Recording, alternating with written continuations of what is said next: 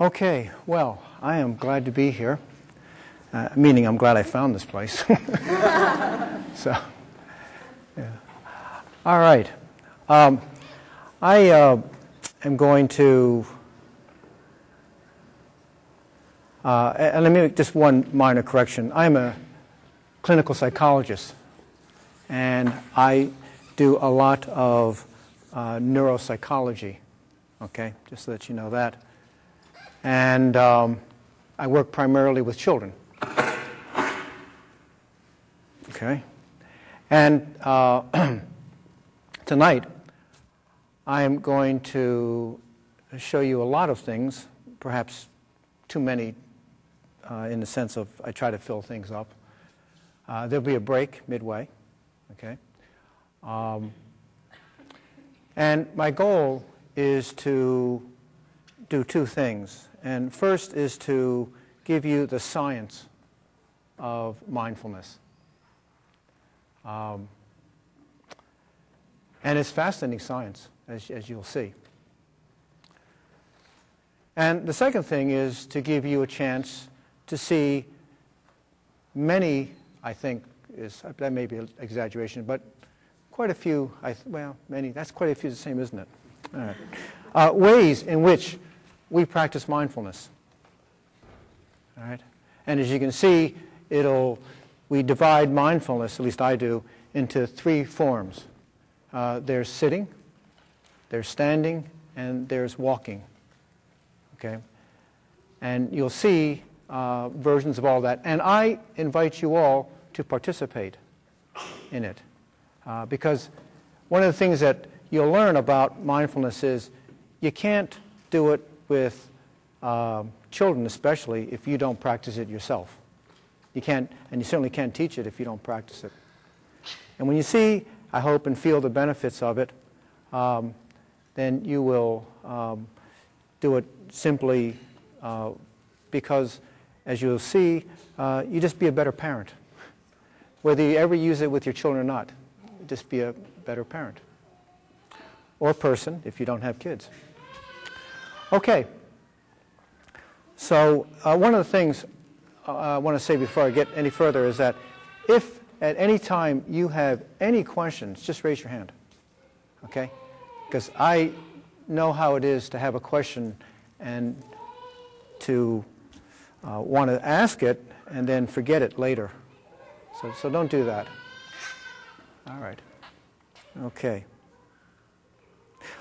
So let's wait till she gets quiet. Poor child. So let's begin by doing really the simplest, although I have to tell you, it's not easy, as you'll learn, mindfulness technique, which is sitting mindfulness. Okay? So, and one other thing is, I'm going to present this much the same way as I would present it to children. Okay? Because I think that's important. So, first thing we do is we sit in a dignified position, and we are grounded. That's an important concept, to be grounded, as you'll see later. So that means your feet should be flat on the floor. And when you're sitting in a chair, then it's important to have a straight back. And the easiest way to have a straight back for most people is to sit a little bit forward as opposed to resting on the back of your chair. And for those of you who find it more comfortable to stand, that's okay too. For those of you who find it more comfortable, and I say this to children, to lay down flat, assuming that that's an option, you can do that too. And for some of you who have practiced some forms of meditation, you can, kneel if you like, or sit in a lotus position, however you like to do it, whatever's comfortable. But a dignified position gets you ready for the energy that will hopefully start to flow in your body. Second thing is the breath. And the breath has three parts. And the first part is the inhale, and then the second part is the holding, and then the third part is the exhale. And so we'll just practice that for just a moment, all right? And I'm going to use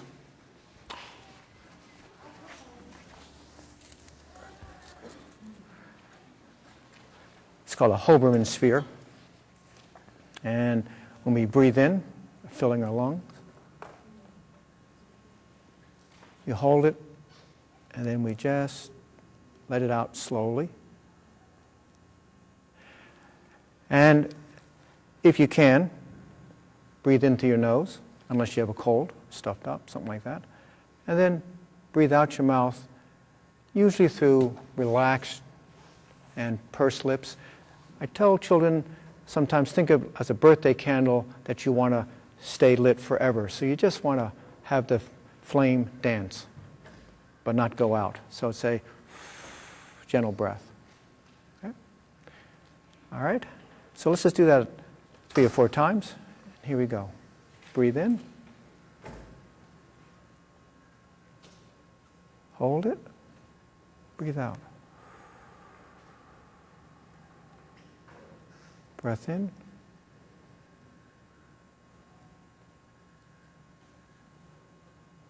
Breath out. Breath in.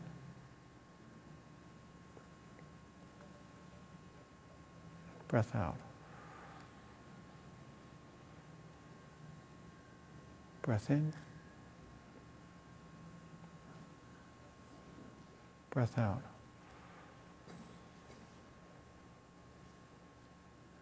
Okay. The third part is to focus only on your breath, which is hard because the mind has a natural tendency to wander.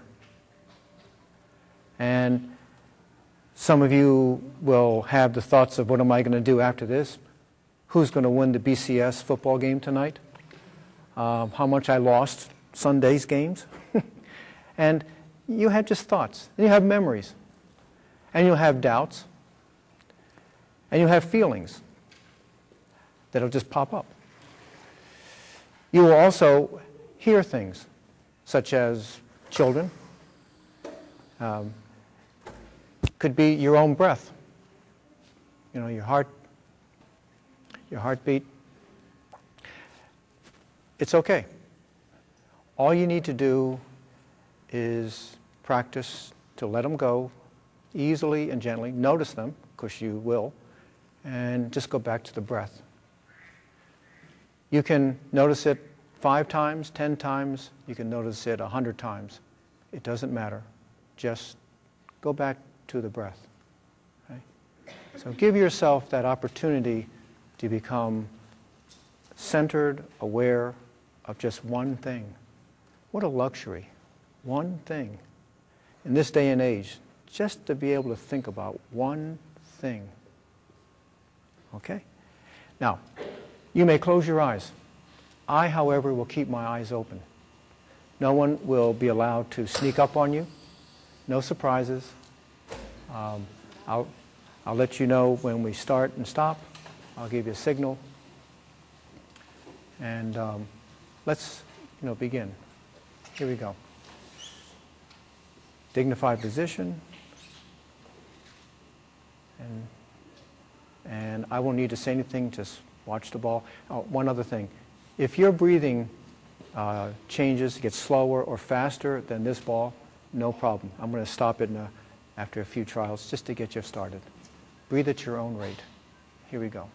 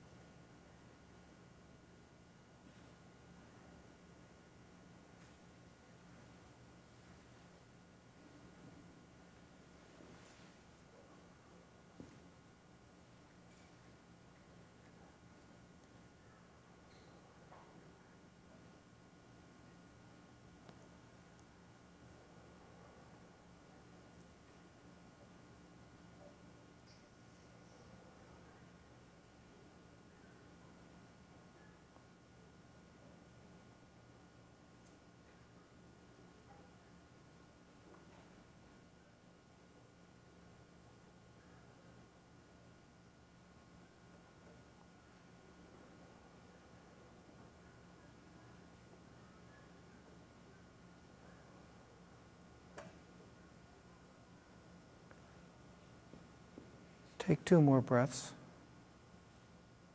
And when you finish, open your eyes.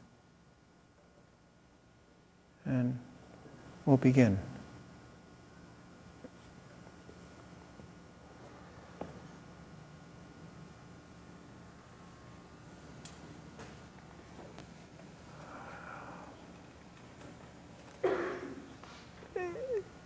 Thoughts, comments about what you just experienced? Yes? What's the name of this ball again? It's called a Hoberman sphere. Get them on Amazon. Hoberman, H-O-B-E-R. Hoberman? Yeah, M-A-N. It's so powerful to watch the ball. Yeah. Because I often can't take a normal full breath. I don't know why. Watching Yeah. the ball really helps me. Hoberman sphere. And I know it would help my grandson tremendously. You know, when I use this in classrooms, and I use it with first graders and up, after I, do it just like this, I've never had any of them want to play and throw it. They say, "Can I use it?" I say, "Sure." And they always use it the same way. I give them variations, as you'll see, but rarely have I've never seen anybody, just throw it like a basketball and like that. They use it. And we keep them in classrooms where I visit, and when kids need to take if you will, a mindful breather, then they just take that. Yeah. Any other thoughts? Was it hard for some people? Yeah. I've experienced that, And in fact, people who are experienced meditators, and I'm talking years, hey, they'll tell you it's hard. It's not easy. Anybody found it pleasant? Okay. Could any of you have kept doing that? Yeah. Yeah. See, all you're becoming aware of is the busyness of your mind. Minds are really busy. And this day and age, boy, there's a lot to be thinking about. I mean, so, well, let's begin with a little bit more. Can we turn off that light there, because it's impossible to see.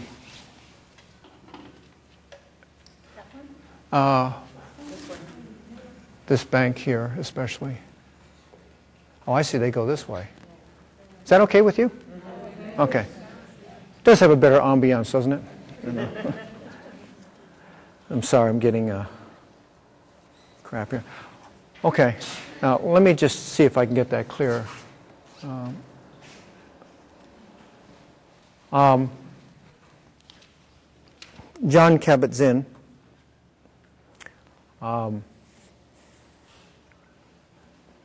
and his wife Mila wrote a book, Everyday Blessings.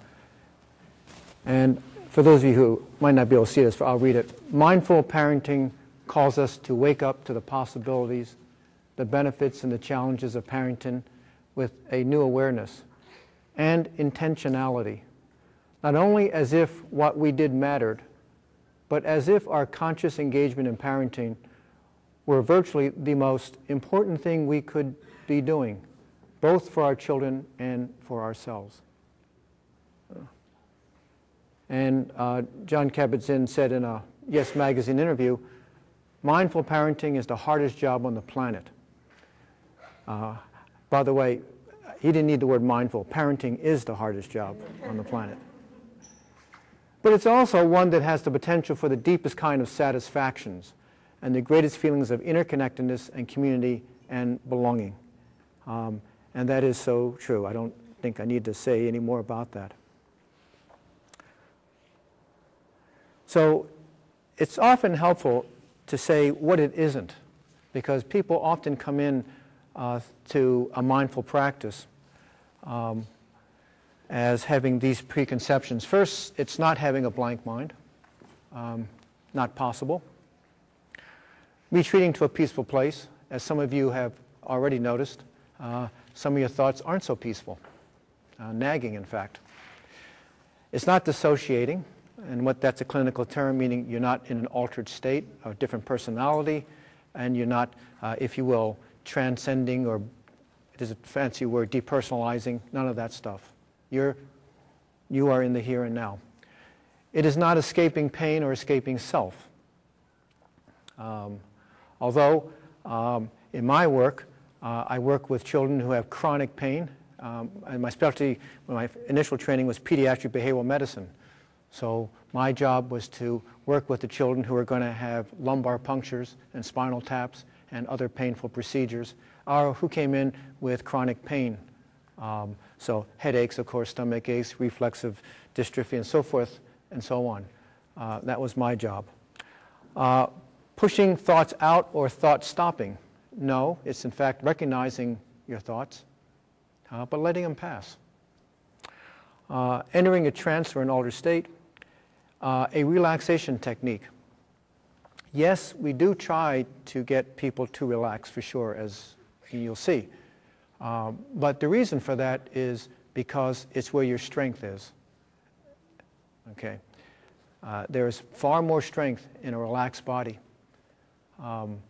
And there's far more pain in bodies that are tense all the time. Anybody who has chronic headaches, stress headaches I should say, neck aches and body aches, you know what I'm talking about. A placebo, in other words, if you will, a remedy based on faith. All right. It's Latin, by the way, for I shall please, placebo. And again, the evidence for that is you'll see later. It's not becoming passive.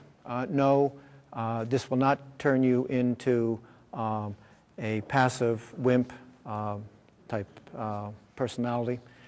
It is not a religion. And I say that is very important because there's not a religious practice. I should say this is not necessarily a religious practice. However, there is no religion that I know of that doesn't have a mindfulness component. Whether you call it contemplation, reflection, and prayer, you name it. They all have it. But no, there's no particular faith-based. And last but not least, it is not easy. It takes practice. It's no different in some respects in terms of building muscles where you have to practice if you're going to do it. But building mindfulness, and the definition as you see in a minute, takes practice. But I think the benefits, as you might see, are worth it. So the definition I like to use, and most people do, is the one that John Kabat-Zinn uses, and I like it a lot, because it's every single word in that is meaningful.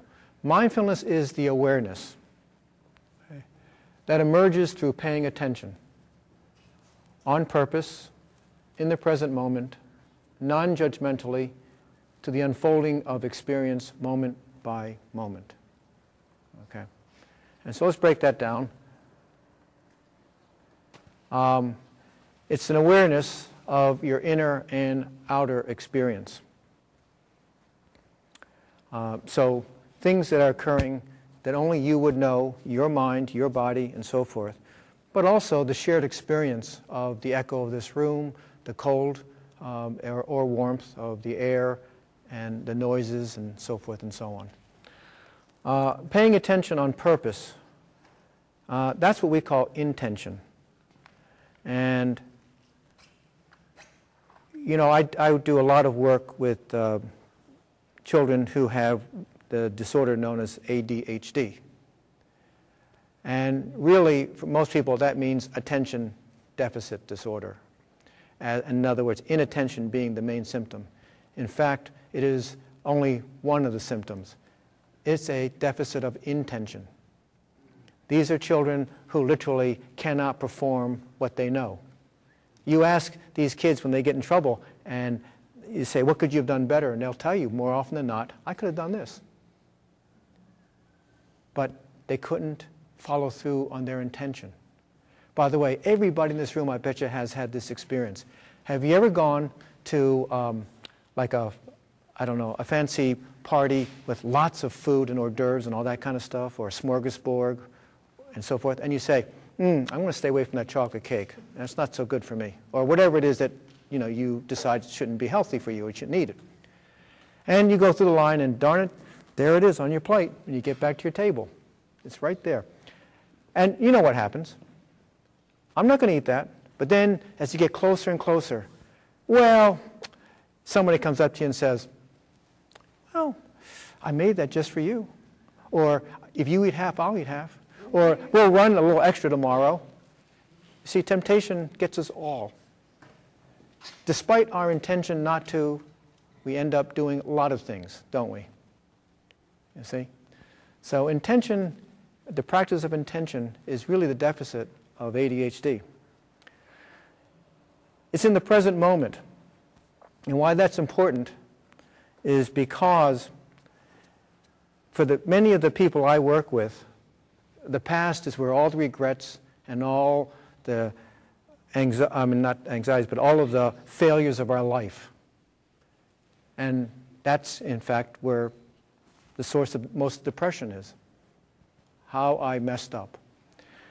Conversely, the future for a lot of people is where the anxieties of the world, the future expectations, the possible failures and disappointments. And it can flood you, being caught up in the past or anticipating the future problems. So being in the moment, which is the only place you actually can control. That's good practice.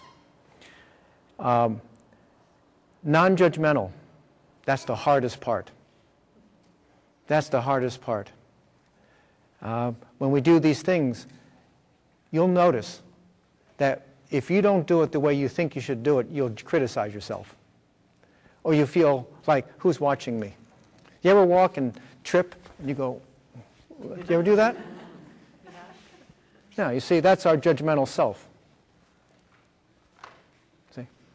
And you've got to learn to let that rest. Because, well, I don't have to tell you why. Because it makes you crazy, that's why. It disturbs you, keeps you up at night, gives you sour stomachs. You know, it causes you to, miss the light when you're traveling, because your thought is about, am I going to be late? My thought was, am I going to find this place?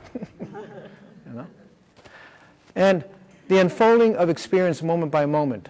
Time seems to go slow when we appreciate every second of our existence. And why that's important, especially in parenting, is because you probably have noticed time among young children and older adults is so different. Have you noticed how a year is like, well, I'm 62, but a year is like, oh, that's coming so soon as I get older. Whereas young kids, are you telling me Christmas, I got to wait another year for the next one? And it's, it's December 26th, and it's like, when's the next one coming? It's like forever.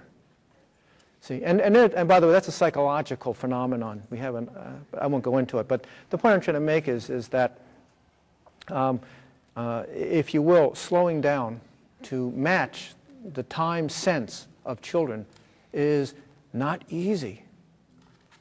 How many of you want to rush out the door and they're saying, you know what I mean, hurry up, hurry up, hurry up, and they're like, it looks like they're going in slow motion. But we don't help it either. How many have ever done this? You're on the phone and they come up and say, Mommy, Mommy, Daddy, Daddy, and you say, just a minute. Just a minute. And about 20 minutes later you say, what do you want? See, our time sense is no better, because that means, all it means is when I'm ready for you. But if we said just a minute, it's nebulous. It's whenever we finish whatever we have to do. You see? So time sense and children often is a source of conflict, actually. Okay. Today, I will live in the moment, unless the moment is unpleasant, in which case I will eat a cookie. Yes. You begin to be aware of all the things that you really miss. So, I won't read this too much other than say, why do we do it? It's because we want to train our awareness of reality. Okay? And our fantasy. Okay? thinking, remembering, imagining, wondering, etc.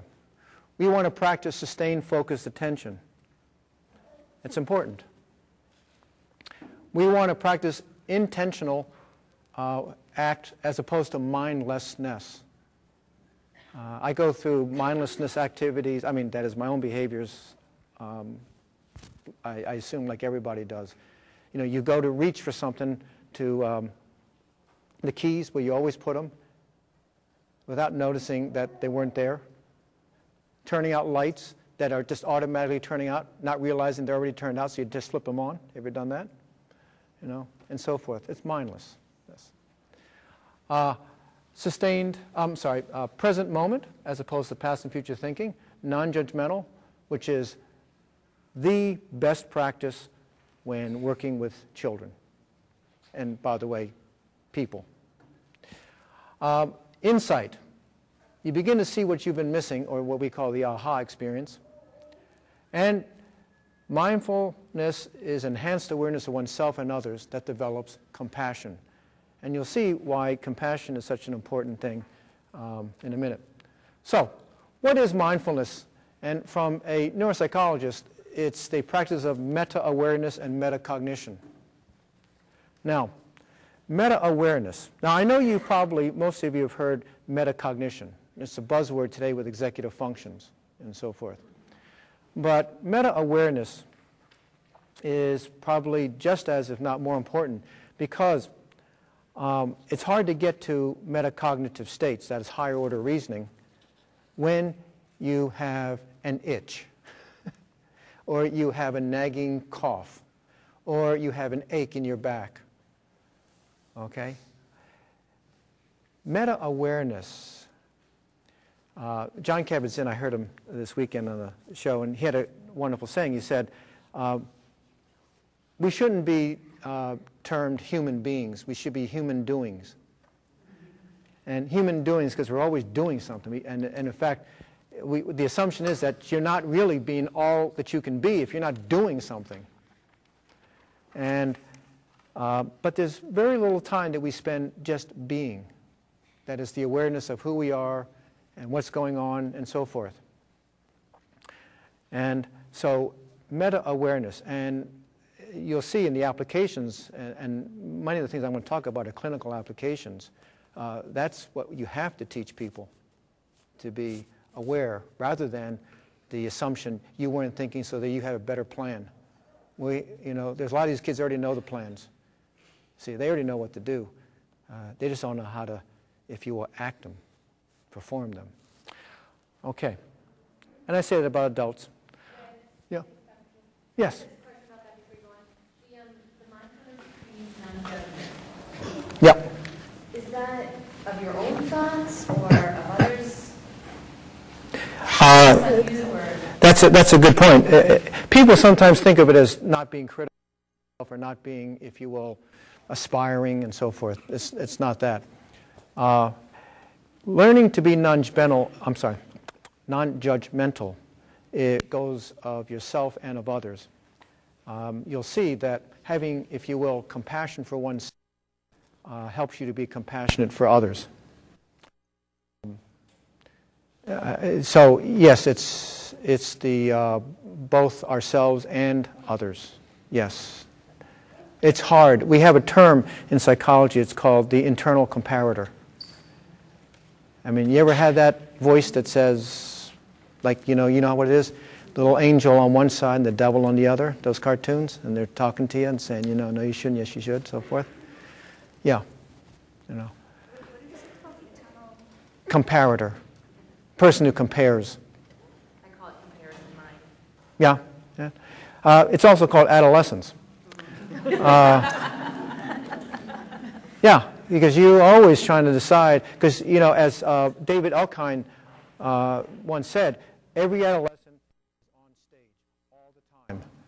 And they are acutely aware of everyone assessing them and ready for either the hook and Rotten Tomatoes or the greatest applause and encore upon encore. You see? So, you're absolutely a star or you're a bust. And as you know, in adolescence, that can happen 2 or 3 times a day. You see, so the internal comparator is very strong. Okay, does that make sense to you? Okay. I realize I've only been at it for 5 minutes, but meditation isn't bringing me the peace of mind I was promised. And you can see fret and all kinds of things. In a minute, Plato's going to show you some mindfulness. Not yet, but in a minute. So what is the penalty, so to speak, of not being mindful is mindlessness. And stereotypes, overcategorization, automatic behavior or habits, acting from a single perspective, believing the media without questioning, unconscious thoughts, education for outcome, that is product over process, narrow self-image, loss of control, stunted potential, and learned helplessness. Those are just a few of the byproducts. And that's exactly every one of those things I assume we don't want to teach our children. Or I should say this, allow them to be taught this, because you just watch TV for a couple hours a day and boy, it's not too long before you've got every one of those. You know? Okay. Now I'm not saying that you shouldn't let them watch TV. What I am saying is need a counterbalance. Okay. And one of the things you hear about and a lot in Western medicine is the mind-body dualism. Okay? And most people don't know where that came from. I can tell you it came from a deal that Descartes made with the Pope. Because there were these scientists, Galileo, Copernicus, Descartes, you know, these scientists. And they wanted to do things like study the body, which meant dissections, meant study the planets and measure things and so forth. And at that time, the church thought that this could be a, if you will, violating some of their authority. So Descartes said, basically to the Pope, you know, let us mere mortals study the things that are just, you know, humans, that are just nature. It's all going to turn to dust anyway. On the other hand, all the mental, spiritual things, that is the purview of the church. Hence, the mind-body split. See? Yeah, that's how they did it. It was a deal. And as you'll see tonight, there's no such thing. Nothing that happens in your body isn't what do you call it, a function of your brain. There's nothing. There's not a blessed cell in your body that is not somehow connected to your brain. See? But with that notion of mind-body, we've set up this artificial distinction, and we sometimes try to live to it when it isn't possible. In fact, what really is the truth is that they are convergent. They're always operating with each other. Okay? And many of the mindfulness practices, as you'll see tonight, recognize this and try to, and now you know the term reintegrate, if you will, a whole body. Well, it's really whole person, not just body, not just mind, it's the whole person. Okay, so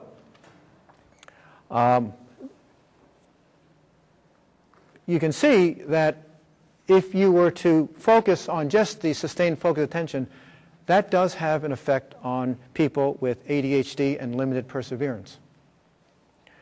And when you practice being intentional, you in fact are teaching the opposite skill, the opposite of, it's not a skill, of impulsivity. And when you talk about being in the present moment, then it's a skill that we teach children on how to cope with depression and anxiety. And non-judgmental, well, the internal comparator. Shut that fellow down, or, you know, woman down. Meta-awareness that stimulates creativity. Yeah. As opposed to rigid thinking that limits creativity, you know, habits. You know Thomas Edison, when he would, as you know, he was a great inventor, many patents. I don't think anybody's had more patents than Thomas Edison. And he would hire lots of people, of course. And do you know one of the techniques he used on deciding whether or not the person was creative and worthy of being hired? He'd invite them to lunch and have the food. Anybody who salted without tasting, he never hired. It's a mindless habit. That was one of his cues. Because why would you salt when you hadn't tasted? He wanted people who were aware. In other words, instead of habituated to a routine. Metacognition, that stimulates solutions. Okay? The executive deficits that we're so fond of these days. Health benefits, and especially for people with weakened immune systems. All right. So, let's not talk too much more. Let's do an exercise. That's enough. But any questions? Okay. Okay. Let Plato. He's been really chomping at the bits for something here. Okay. I'm going to let Plato do it. I get it. Oh man, just okay. All right. There you go. I see these take a little while to warm up. It's okay. Hey, buddy. Oh, there it is.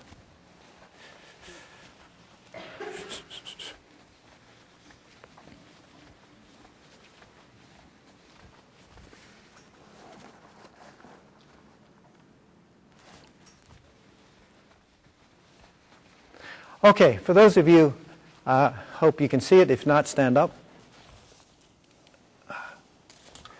Okay, come here. Sit down. Good boy. Now, Plato is an 8-year-old lab golden retriever mix. He's a therapy dog. Yes. And he does a lot of things to help teach kids. But you're going to see an example of mindfulness in a minute. You see it right there. I mean, he is very mindful. He's intent, and so forth. Okay? But let's see if we can't push it a little further. All right? Plato, down. Good boy. Now, you can have this treat. And by the way, for those of you up front, you can tell he's drooling. So this is not like, he doesn't care. In fact, you can see he's just dripping. You can have this one now, but if you are patient and mindful, in fact, I'll give you the big boy. You got it? So there you go. So there you go. Be mindful, and remember, this guy. I'll be back.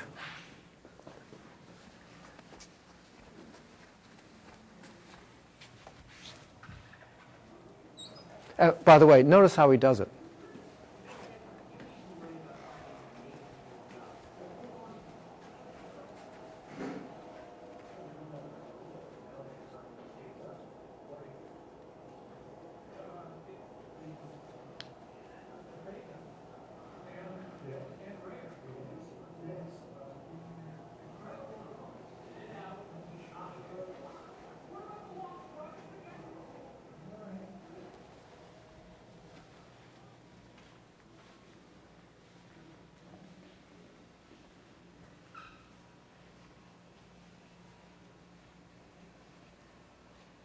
Oh!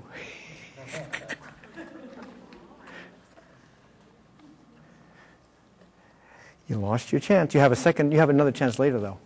That's okay. Good boy. Good boy. Now, he'll give him another chance. Don't worry about it. Like right now. Now, how did he hold out for so long? That's right. He was mindful of me. He stayed focused on just one thought. Well, I should say me and this cookie, I mean, obviously. But You know, he stayed focused. See, he practiced that. And by the way, that didn't come natural to, well, to any lab, you know that. I mean, you know, some labs, if they'd eat that pen off the floor there, you know. So the point is that being mindful, being focused, being attentive, okay, has its payoffs. So let's do an exercise, okay? I'm going to do a exercise. Yeah.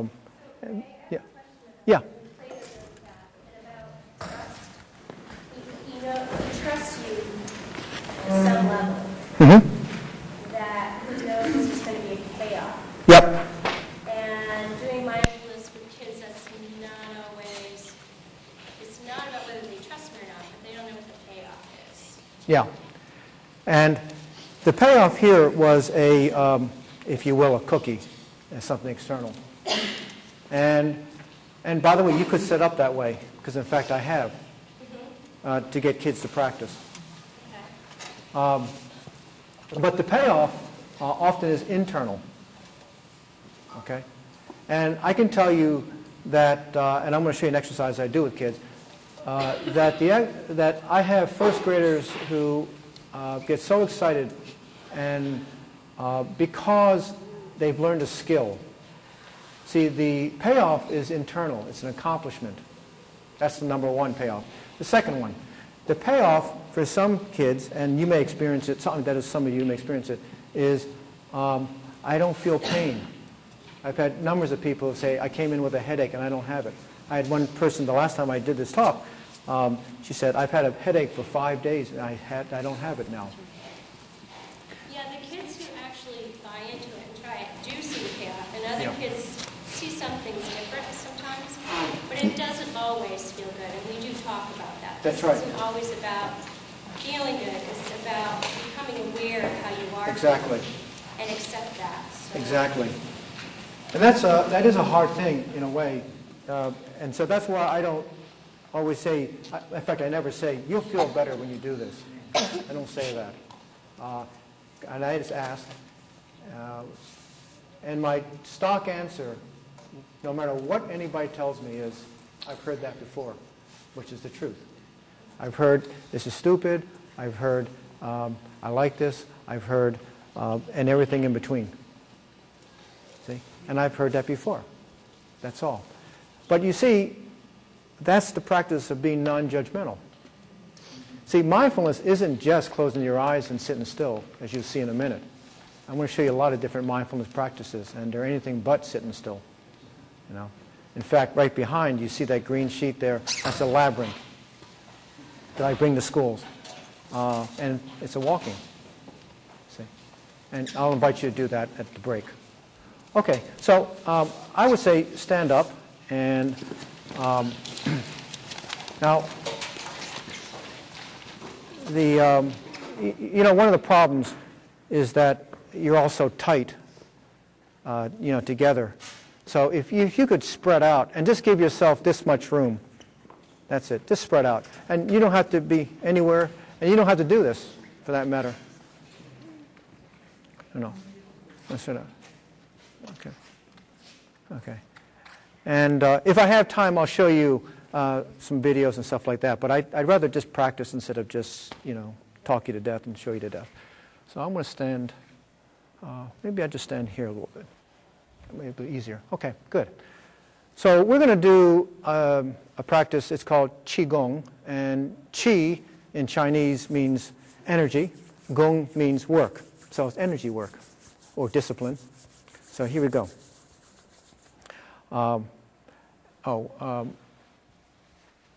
Just to let you know that if you have that Hoberman sphere, you can use it. But I also use, you know those floaty things? You know what I mean? In pools, those long noodles. I just cut one up like that, and like that, okay? And your whole class can have one of each, you know. So here we go. You imagine energy as a ball. That is a ball of energy. Okay? I'll show you. Thank you. I'll trade. All right. And so if you had it between your hands, it would be like that. Okay? And by the way, you can just use a regular basketball or anything. Something light is better. And you just hold it like this. So now put your hands like this as if you're holding a ball. Okay? All right. Yeah. You're holding a big ball. In fact, you have the pose of being inside the ball. It's true. Here we go. So just turn it, and then turn it. And practice turning it. Practicing down, bring it up, over our head, bring it down, turning it here to one side, turning it this way, turning it this way. Okay. Now with every change of direction, your choice, breathe in, breathe out.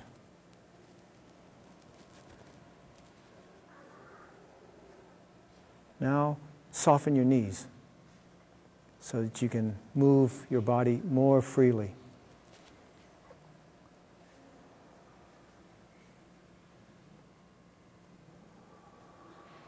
Bring it to the original position. Raise it up. Raise it down. Bring it down. Bring it up. Okay, I'm going to drop this and give you some other directions. Here we go. So now we're here. Here we go. Up. Open. Turn our palms out. Now you're scooping the energy in a huge ball. Coming up. You're inside the ball. Open. Scoop.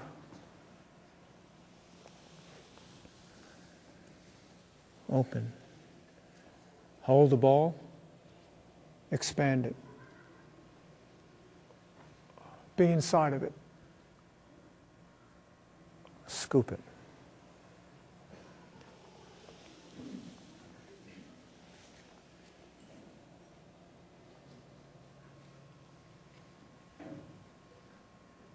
Scoop. Now, hold the energy, the roundness. And if you want, close your eyes. And hold that posture and let your shoulders relax. Just notice the tension in your shoulders and just let it relax. And try to have your elbows heavy.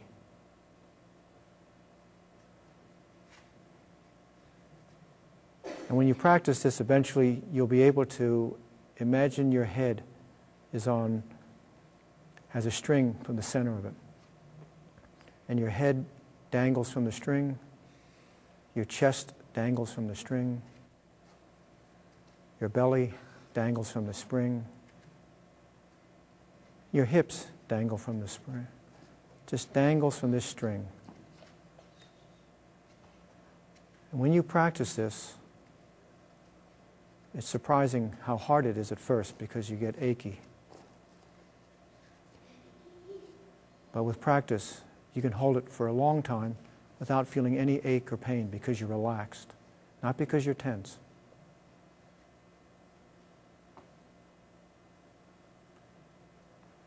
Okay? And just gently let them float down.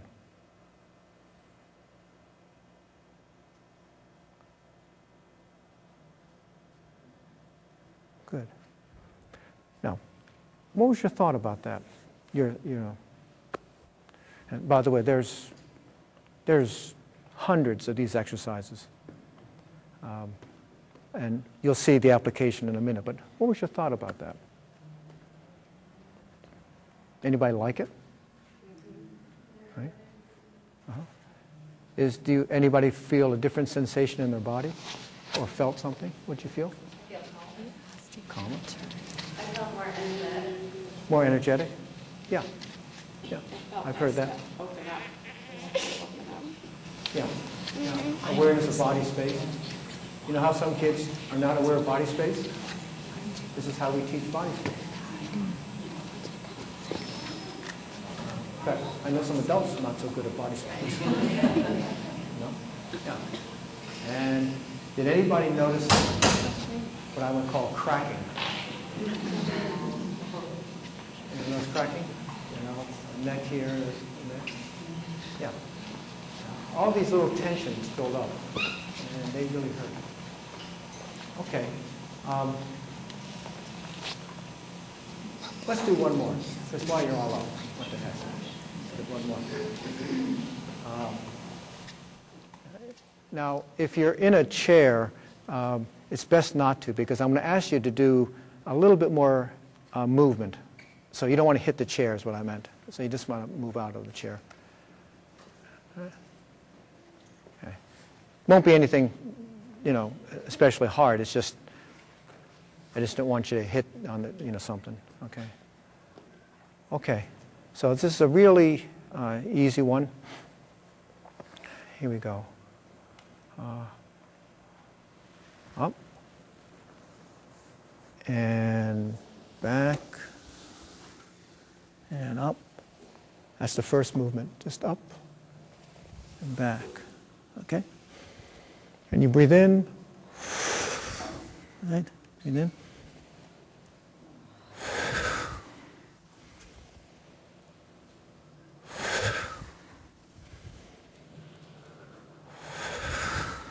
Okay. Okay. Now we're going to change a little bit, so watch how I do it first. I'm going to come here. I'm going to go. Thank you. My hands are coming up the back of my legs, up my spine, to my middle of my stomach, and then up. And so we do it again, like this. So my ankles behind, up the back.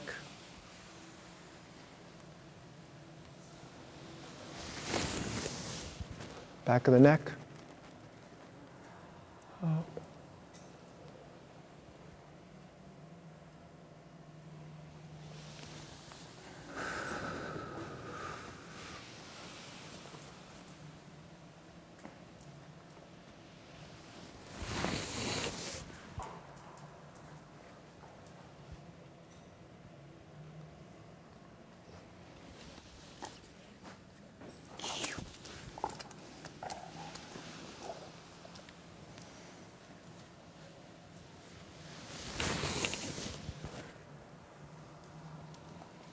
You've got it.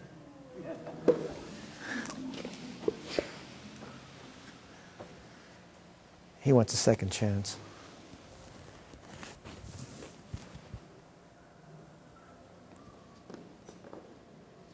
So one more time.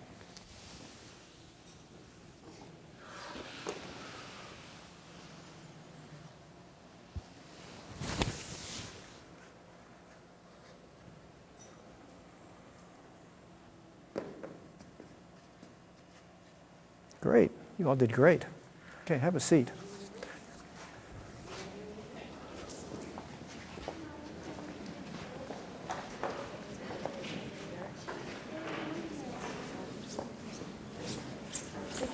Yeah. Oh, thank you. God, you're good. Okay.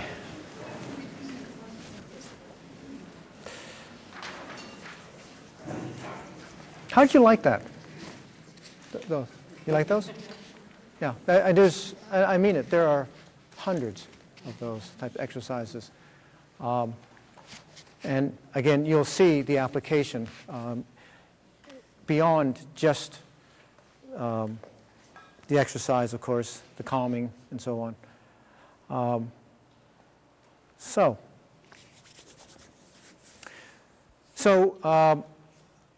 I have terms here let me turn the lights. Autonomic nervous system, ANS.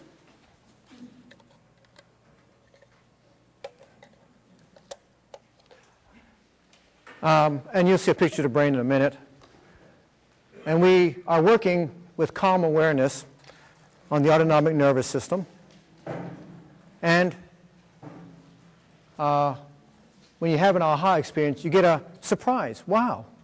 And some of you may have noticed something that you hadn't noticed before. Most people do. Whether it's, I've never had my hands like this.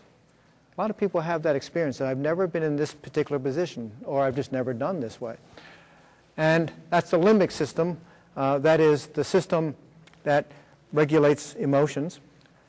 And meaning revelations. And that's like, an aha experience often is, wow, that just triggered something. Or that surprised me in a meaningful way. And you may have rediscovered something that you already knew, but just came out. And if an aha experience often is life-changing. So this isn't just surprise birthday party. This is like something that's meaningful and changes your life and activates the whole brain into action. And we tend to re-regulate, and we have, if you will, a new purpose in life. So that's an aha experience. Anybody ever had one of those? Yeah, and I think you know what I'm talking about. See? Well, the point is this. When you practice mindfulness, you will get more aha experiences in my experience.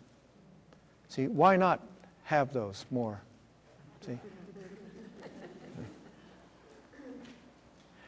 Now, let's look at the applications. Anybody know who that guy is?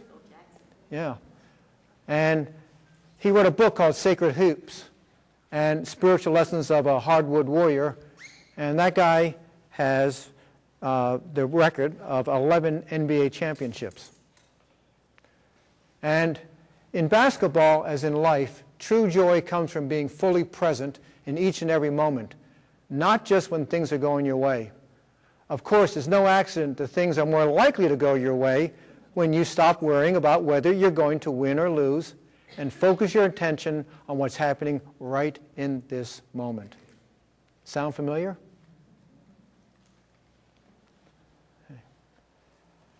His players, Michael Jordan, Kobe Bryant and so forth, but Michael Jordan, when he started in the Chicago Bulls, thought he was a little weird. But after, I think, Michael won 6, NBA championships, he became a believer. I mean, it didn't take him 6 championships, but he figured it out. And by the way, it says something.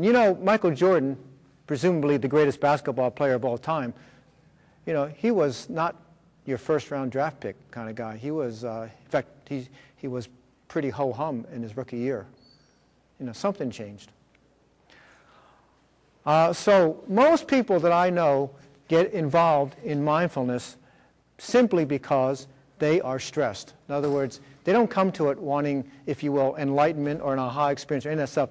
They come to it because they are really burned out about something or burned up about something. So,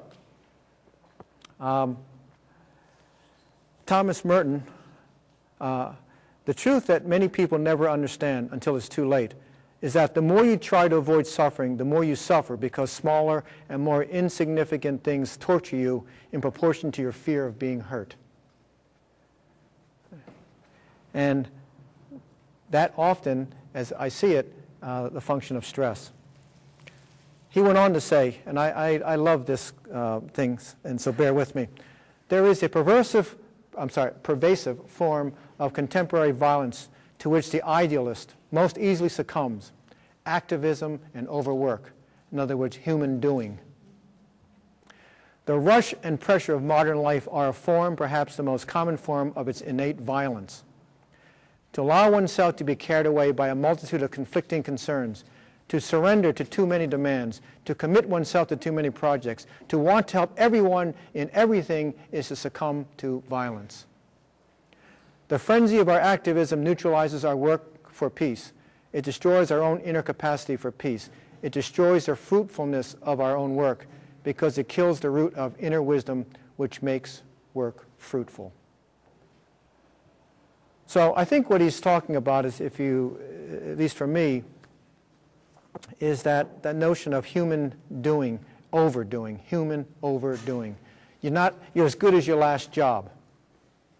You know, there's no security, and a man's reach should exceed his grasp, and no pain, no gain.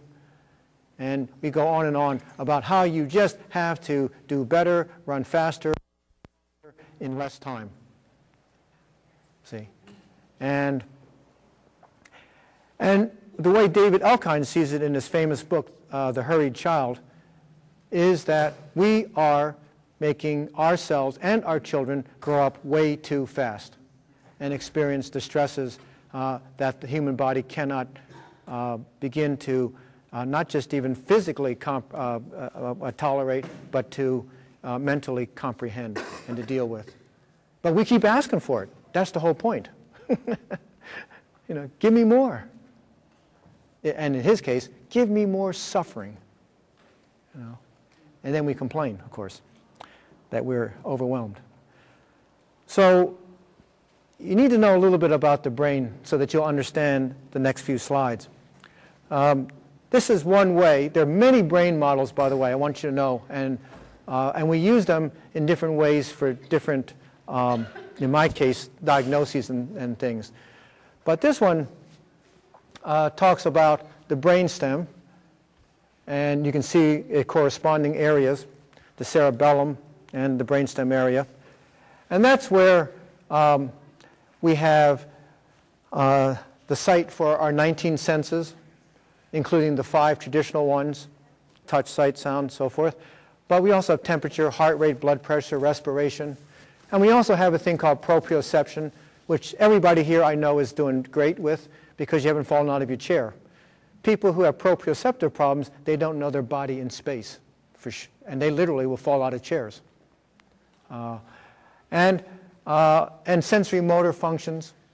Okay, so those of you who are writing and typing and all that stuff, you know, all that stuff is going on, and you don't have to hardly think about it. See, that's why it's called the autonomic nervous system. It's automatic. Nobody here, probably, unless you have emphysema or some respiratory illness, is thinking about breathing. It just does it. The brain does a lot of stuff automatically. And then the next level up is the midbrain area, and that's where self-regulation. And what does that mean? It means we know how to get aroused and we know how to calm. We know how to wake and we know how to sleep. We know how to eat and we know how to feel full. See, regulation is that, if you know that curve that goes like that, it's called homeostasis. See?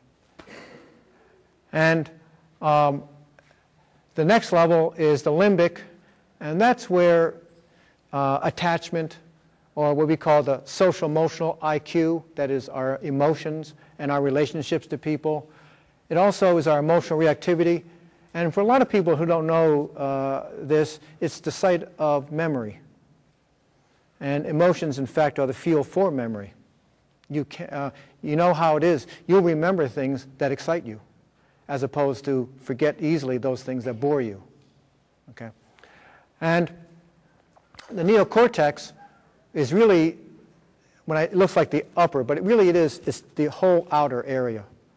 It's all the cells on the top 1/4 inch surface, all the gray matter. That's the neocortex. That's the part that does all that reasoning, metacognition, understanding, deduction, induction, focusing, shifting set, and so forth. All those things that are effortful, meaningful, intentional, conscious acts and thoughts. Okay, so now you know the architecture. Well, the autonomic nervous system, and we have 2 parts called the parasympathetic and the sympathetic. And they are like activators and calmers. So as you can see, the parasympathetic on the left calms, and the sympathetic excites. Well, when you do the breathing, and we'll do more of it to practice, breath in is sympathetic arousal. Breath out is parasympathetic. And when you learn to regulate your breathing, breath in and breath out, you are regulating your sympathetic, parasympathetic, or your autonomic nervous system. Now you might say, well, what's so important about that? Well, the studies are pretty clear. When you practice this kind of breathing, you learn to control your heart rate. And I want to show you a biofeedback demonstration in a little bit. And you'll see that when you can get into the zone, okay, then you will gain, by breathing, heart rate coherence. And heart rate coherence is most often achieved by having equal length of breath in and equal length of breath out. Inhalation, exhalation. And why is that important? Because heart rate coherence correlates with coronary heart disease. So, example. Let's give an example of an imbalance. Okay, ready? Now, if you try that, go ahead. Just try to take a suck in a big breath and then blow it out. And see. And I don't do too many because you'll pass out. But there's no comfort in that whatsoever. And you can feel your heart, by the way, if you do that enough. Now do it the different way. Ready? So it'll be like this. Ready? It's hard. Now, and anybody sobbing, that's how it sounds, doesn't it? Catching your breath, or as you term, hyperventilation and so forth. You see, these are signs of illness. And so training the breath builds the immune system, and you'll see. So here's what stress looks like in your body. And you see, well, let me get the next slide. It's a little clearer. There you go. The limbic system that I just told you about, the green part there, okay, is between the high road and the low road, or the neocortex, and the autonomic nervous system. Okay, remember our map? All right. Stress comes in, and the limbic system gets excited. It might be a surprise, it might be painful, it might be happy for that matter, but it gets excited. And it's going to send signals up to the high road and down to the low road, the autonomic nervous system. So you're at Halloween, somebody jumps out at you, and your emotions, you're surprised, and suddenly your heart starts to pump pretty hard, I'll bet. I mean, if you were surprised. And hopefully, in a few seconds, if not longer, and then sometimes people don't get it, they say, oh, that's Jack, my next door neighbor. So the point is this: your autonomic nervous system takes 0.3 of 1 second to activate. 0.3 of 1 second to activate. But your neocortex, the reasoning, to figure out that was just Jack, always takes longer. Always takes longer. Okay? So let's continue.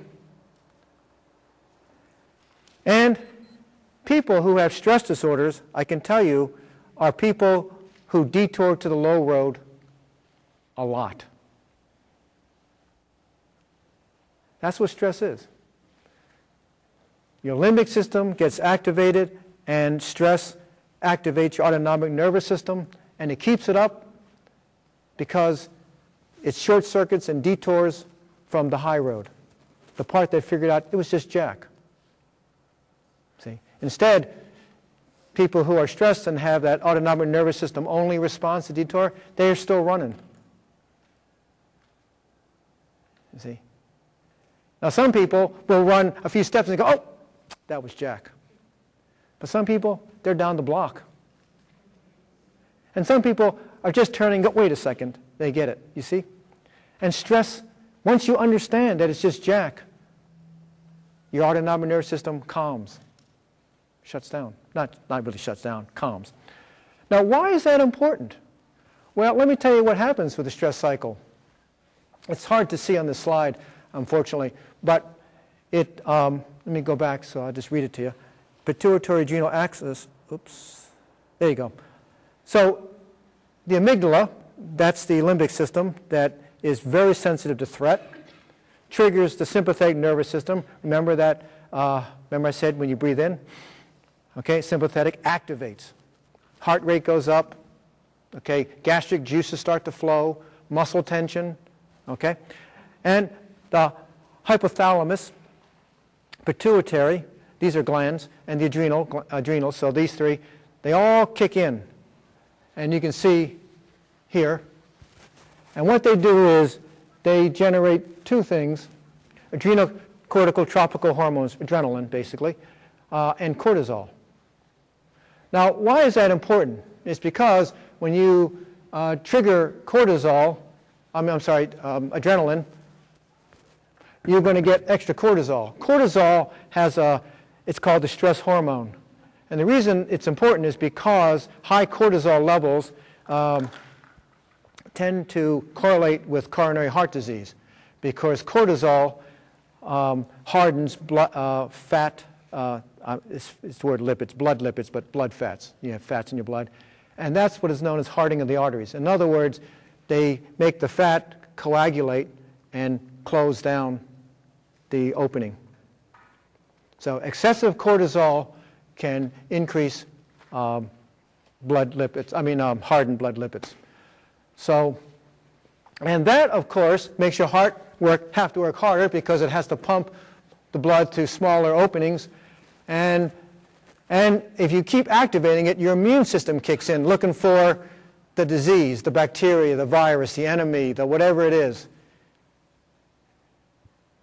And it may, in fact, not be a bacteria or virus. It's just quite frankly, your thoughts.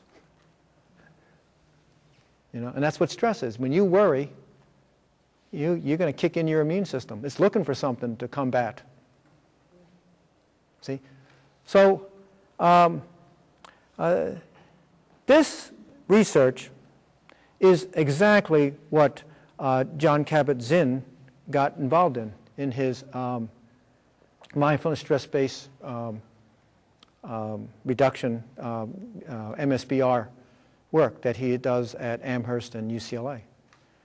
This is the stuff that he demonstrated to help people who had all of these chronic pain, and then anxiety and mood disorders and so forth. Okay? So this is the stress work, stress reduction. All right? Any questions? Yes? Can stress cause a fever? Can stress cause a fever? I don't know the answer to that, to tell you the truth. I know people who get stressed will get oftentimes hot.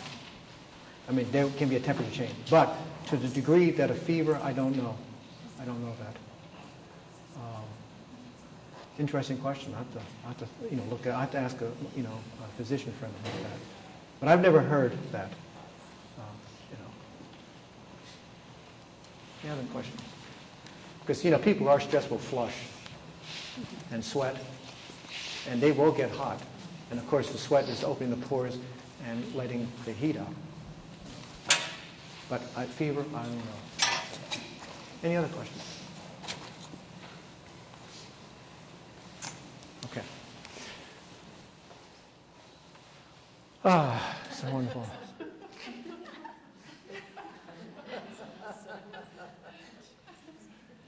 Okay. Oh, some people took a little longer to get. Okay, it's great though. All right, now I don't want to. We're going to 6:30, right? Okay, so it's exactly 1.5 hours. Okay, so we're going to take a little bit of a break, and but before we do that, behind you is a portable labyrinth, actually two. And we're going to take just a 15-minute break. And you'll see there's an opening. That is, when I say an opening, there's a, it's a round circular thing. Now, let me talk about labyrinths for a minute. Actually, I have some slides, but no, I don't want to go through it. I'll just tell you about They're not mazes, because mazes have dead ends, right? You know, wrong turns and so forth. So it's not a corn maze or anything like that. There's only one way in and one way out. So it's not designed to frustrate and so forth. And the labyrinth, and by the way, the Minotaur and the Greek, yeah, that was a maze. That wasn't a labyrinth.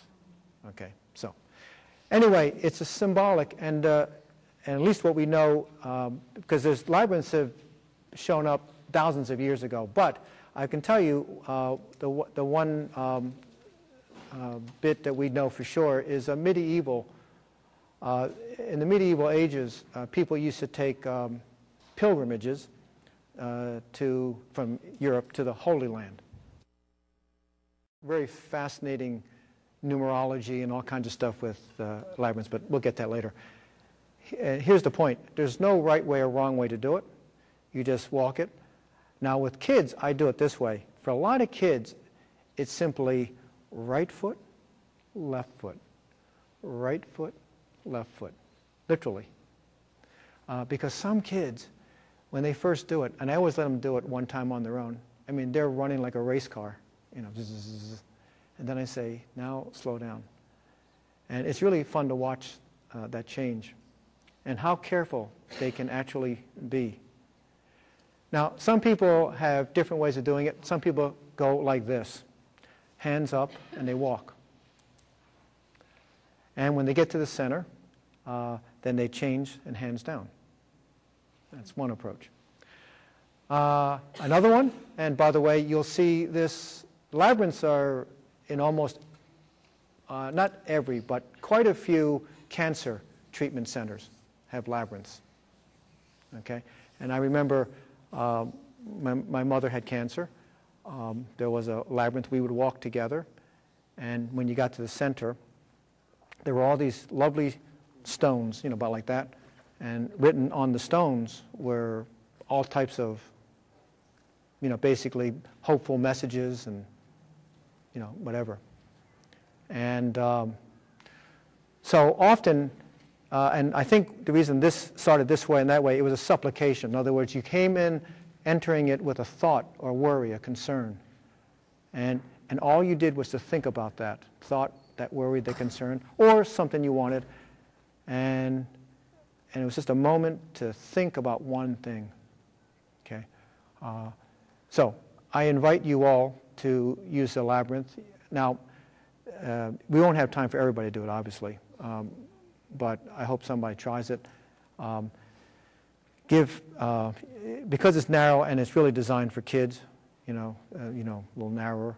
You're going to have to, if someone comes up and you're on the way back, then just step aside and just, let the person pass. That's all.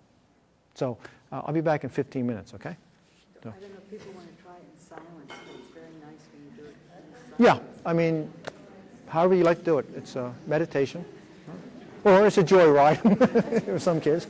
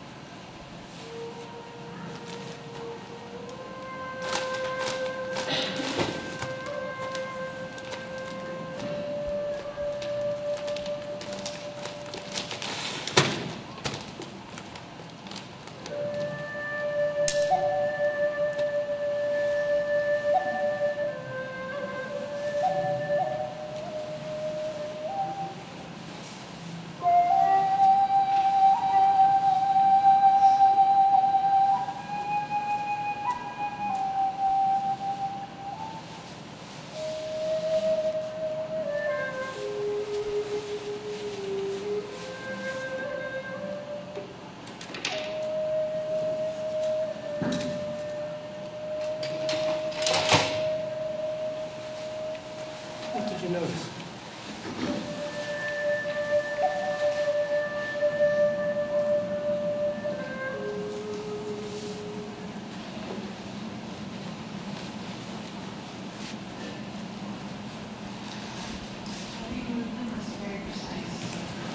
True.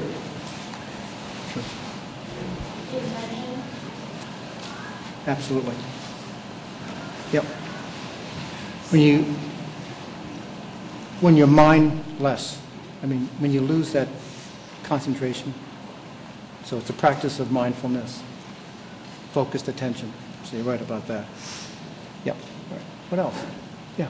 It was a practice of mindfulness just watching you. Like I felt really calm and very.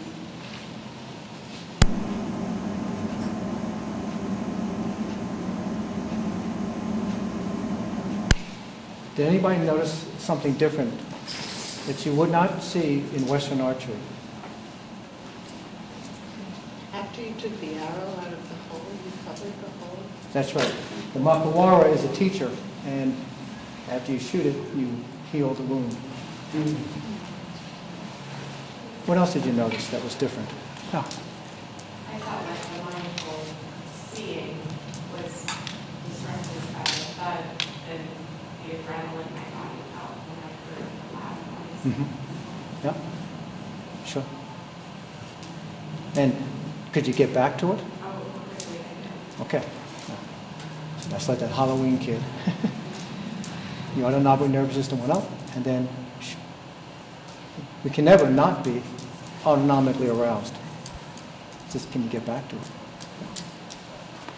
Just as you drew up, you let go very quickly, you didn't pause and take a breath that you seem to be less mindful. Yeah. There's breathing. I mean, there is a focused kind of breathing. Which is all, it happened very quickly. Yeah, that's true. Yeah. Shoot off to the side instead of in front of you. Shoot off the side. Without turning your body's facing. Oh, yes, like that. Is that what you mean? Yeah. Yes, that's part of it. In fact, the aiming is your.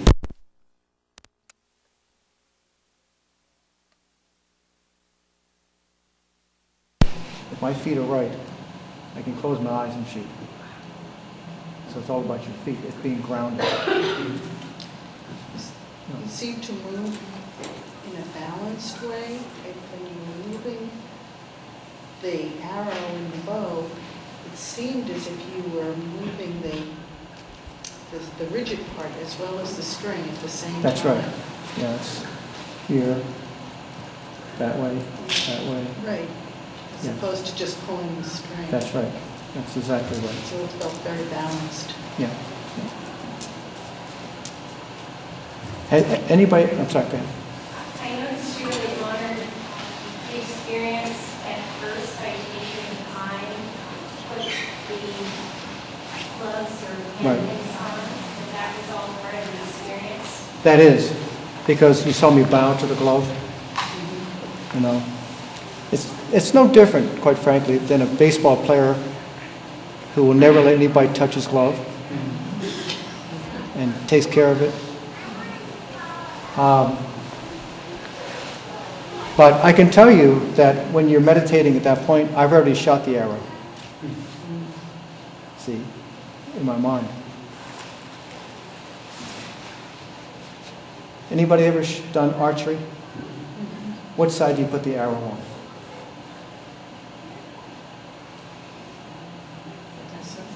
On the left side. You see where the arrow was on this? It was on the right side. And when I had it like this, it didn't fall out. That's half the battle.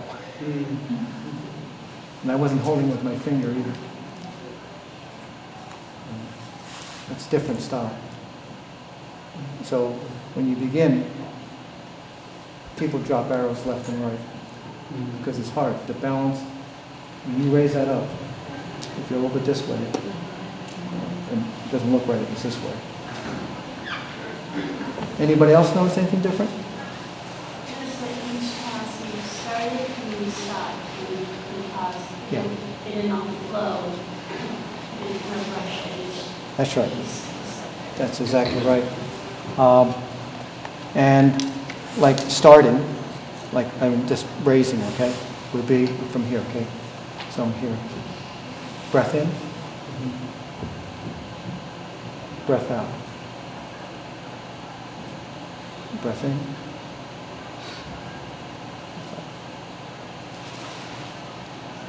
You should breath. Yeah.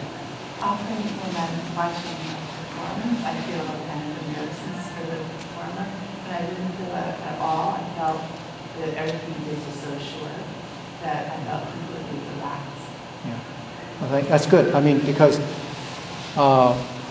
you know, shooting an arrow makes you tense, if you know what I mean.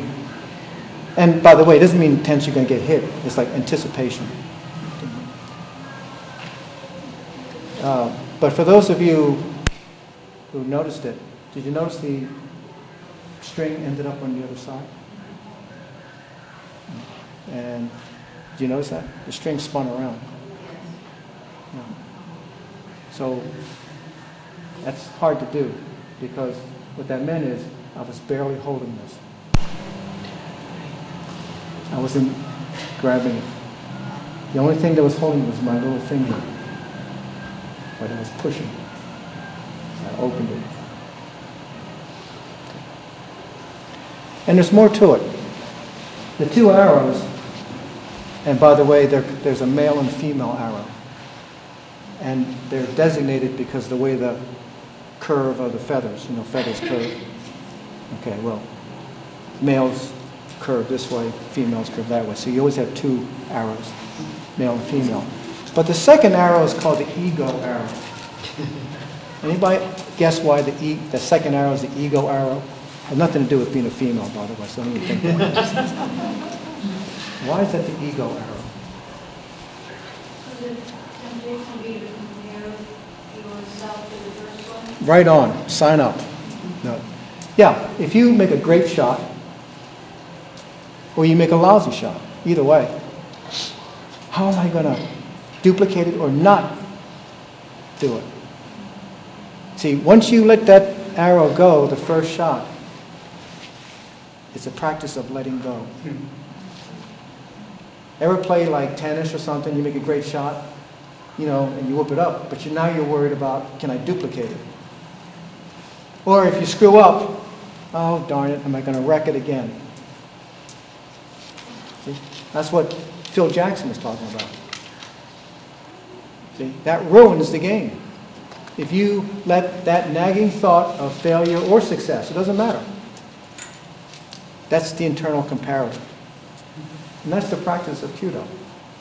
And it takes years, I can tell you, I mean, my own personal experience, I mean, of not thinking about that second shot. I'm sorry, the first shot. No, you got to let it go. Hard. I'm telling you, it's hard. But once you practice, it gets easier and easier. Okay. And what does that mean psychologically? It means that despite failure or success, you can let it go, meaning that you have now the full mental capacity to take the next thing on. Not divided attention. And you know we get wrecked on divided attention. Try driving when you're worried, or in a rush, or worried about somebody, whatever. That's divided attention. Try and do a task. Woodworking is a good example where you could, you know, cut yourself or whatever, and have someone talking at you. You know? Try if you do seamstress work. I mean, you know, have somebody talking at you and see how many times you measure it wrong. Okay? Divided attention. And so Merton's example, remember about the mini acts of violence is what he talked about. Not the, okay. So I'm going to mention something now about Newtown, okay? But, you know, it's a big act of violence, granted. And we'll talk more about that because people have asked me about that. And I, quite frankly, just came back from 3 very intense days in Connecticut. Friday, Saturday, Sunday, I was in Connecticut at a trauma training. And I was with many of the people who treated the Newtown first responders. So we'll talk about that in a minute. But what Merton was saying is that these many little acts that he called violence. And what he meant is that these little stressors that we foist on ourselves build up, and then we explode. We yell at our kids. We yell at ourselves. We yell at our spouses. We just go wild. See? Now, we can't get rid of all the stresses in life. In fact, as you'll see in a minute, that's foolishness anyway, to think we can. But what we don't need to do is to put more on ourselves and others. And it's interesting, when we stop stressing ourselves out, we actually have much more energy to do the things we want, if you will, more efficiently and better. So we'll get to the next thing, but keep going. I want to answer your questions. I'm just going to remove my glove. It was about the mindful seeing. Yes. I mean, we were all mindfully seeing Yes. as you were mindfully being. That's right. And that's such a reinforcement of the teacher has to have his or her own practice, and then that will be felt by the children. That energy will be felt, just as it was here in our Yes. interaction with you. In fact, Schoberlin's book, is that on there? Schoberlin's book? Okay, Mindful Teacher. That, when I talk to teachers, especially in the beginning of the year, I always recommend that book, Schoberlin, S-C-H, it's in your, but you don't have to write it down, it's in your bibliography that I wrote on there. That's the #1 book that I recommend to everybody. The other books are about, technique and stuff like that. And there's plenty of that stuff. I mean, and I'm going to even show you stuff more, but the point is that there's plenty of it. But what Schoberlin's book is great is it says, you've got to practice this. And once you get into the habit of it, as a teacher, now what she meant by teacher, she didn't mean like just educators. She means anybody who teaches anything to anyone. So in other words, parents, as an example. And the point here is that as a teacher, being mindful of your students, of your children, it takes practice. And I'll show you the research on that, in fact, in just a minute. But yeah, that's the #1 book I recommend to everybody. In fact, I think it should be required reading for all teachers.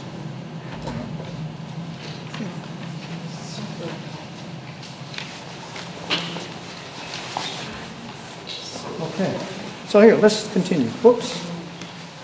Can't see that one, can you?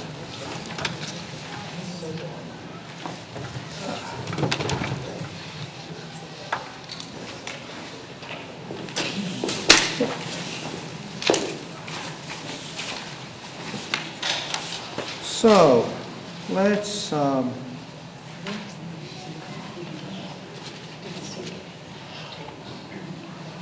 by the way,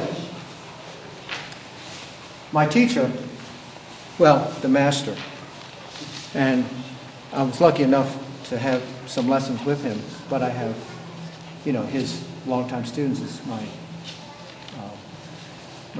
available teachers, is Shibata Sensei 20, XX.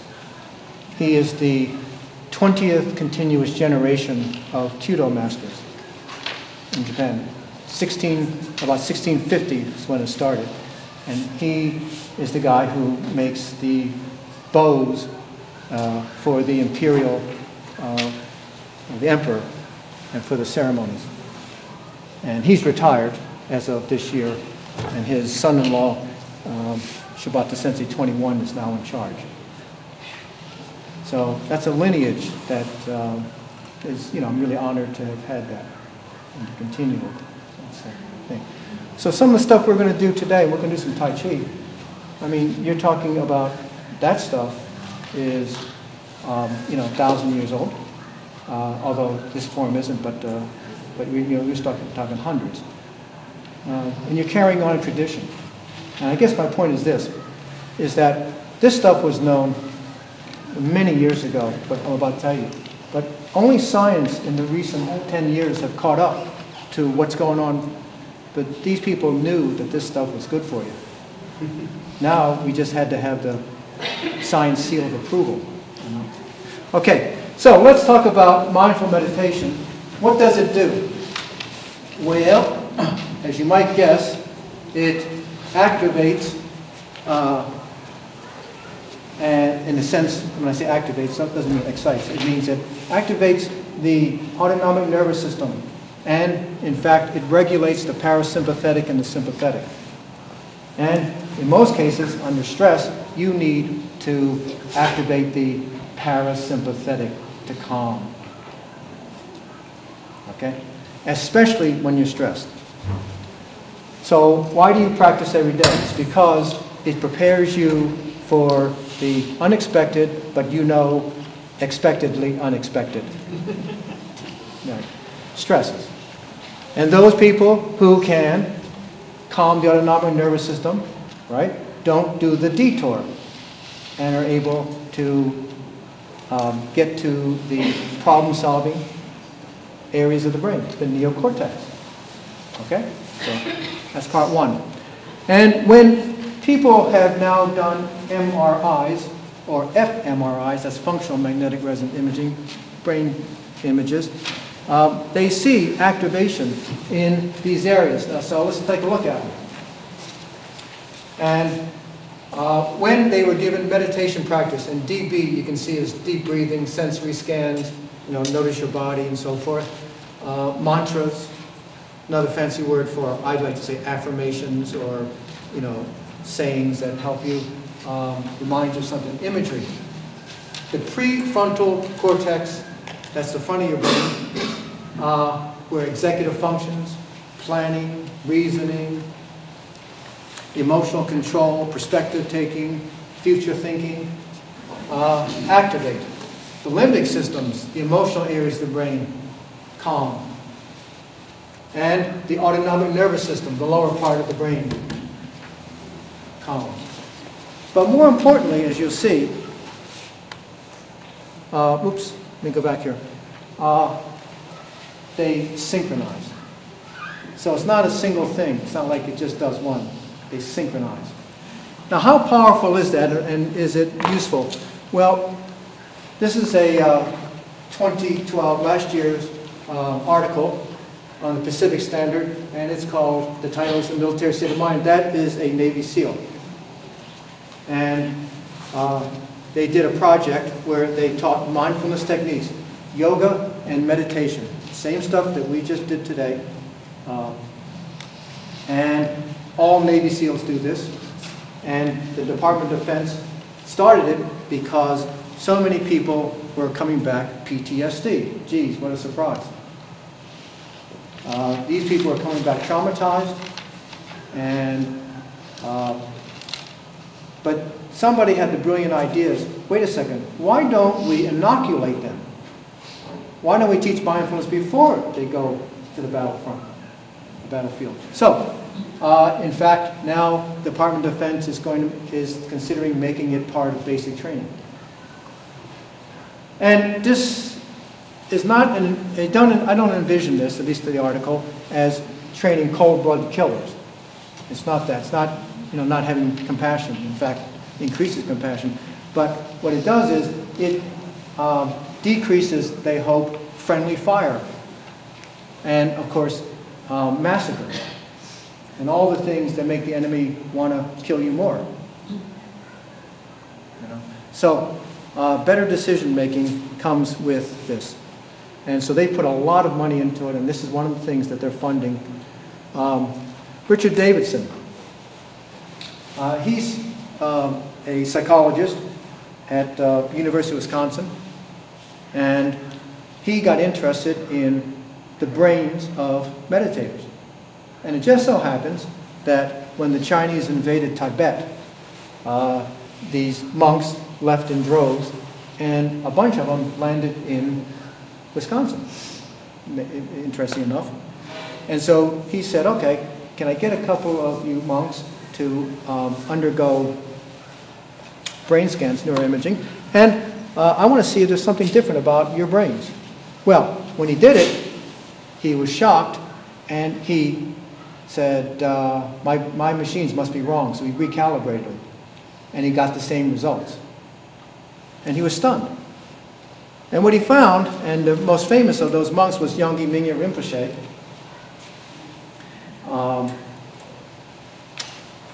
who, by the way, Rinpoche is not a last name, it means holiness. So Yongey Mingye, he looked at the brains, and he found that depending on the length of meditation practice, your frontal lobes were 800% more active than the non-meditators. Now that's a lot. 800%. And he found that the increase in activity of the frontal lobes, and remember, and if you don't know this, I should have said this, the frontal lobes in the prefrontal cortex, that part of your brain, is the part that makes you human. There's no other animal that has the prefrontal cortex that we know of. And it has the ability, it gives us the ability to think about thinking. In other words, we analyze our own thoughts. See, we are the one creature that can do that. Now, and he found that the activation and increase of activity there corresponded to two things: the length of your practice, and if you focused on compassion. That is the number one activator of the frontal lobe. Now, why would that be? Well, I can tell you at least, what some people say, and there's good evidence to support this. First, you have a left and your right. You know that. And your left has a function that differs from your right. And your left has to do a lot with problem solving, in particular sequentially, and a focus of oneself. Conversely, the right side of your brain is a parallel processor. In other words, it can handle different, if you will, routes. And it has a wide view as opposed to the focused, direct view of the left. You see? And when you, there's famous books of people who have lost left and right frontal lobe functioning, so I won't go into that. But if you're interested, Jill Bogue Taylor's book, Insight, is a fabulous book. But anyway, the point is this, is that when you have the ability of seeing things sequentially, seeing things, if you will, broadly, globally, when you have the ability to see it from your point of view and the other person's point of view, when you have the ability to process information sequentially as well as multiple streams, and it can go on further, but the point I'm trying to make is that you begin to see things differently. More than, if you will, the Gestalt term. In other words, if I took apart a car out there, laid it all out, is that the car? Even though every part's there? No, the Gestalt means it's more than the sum of its parts. You begin to see what we call the Gestalt. Okay? And that is, if you will, correlated to creativity and the now aha experience. So mindfulness and mental health, I love this one. Are you happy? Yes. Keep doing whatever you're doing. No. Well, then do you want to be happy? Yes. Then change something. Or no, then keep doing whatever you're doing. Same thing. But let me show you something. I hope I can. That is, I hope, pardon me. So I can get to, whoops, Dr. Chin, yeah, in that discussion of right and left hemispheres, yeah. when in those fMRIs, when parts of the brain were being shown as activated, Mm-hmm. was it equal in terms of left and right hemispheres, or was it in one hemisphere mostly? I don't know that, to be honest. I don't know that. But my assumption is both. Yeah. But let me, I hope I can show you this because it's so much fun.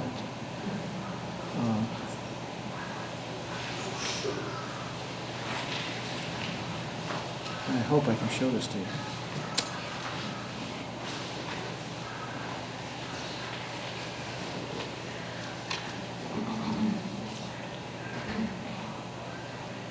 Please work. Well, I'm going to show it to you anyway, but I'll show you how. I just have to go. I'm hoping, by the way, that I can go right to it. But you notice that term, I want to see it. Buddhists believe that suffering and change are unavoidable aspects of living. Suffering is there, you're going to suffer, and change just happens. But trying to avoid them leads to more suffering. And by the way, that's the goal of a lot of advertising. So here we go. Let me see if I can get this, because this makes the point so beautifully. I hope I can show it to you. That is, I hope I can get on the internet for some reason. And I was able to, unless the internet's for some reason off.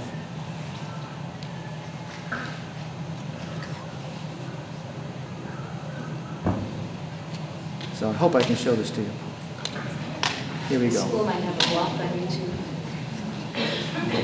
Override request access. Oh, okay.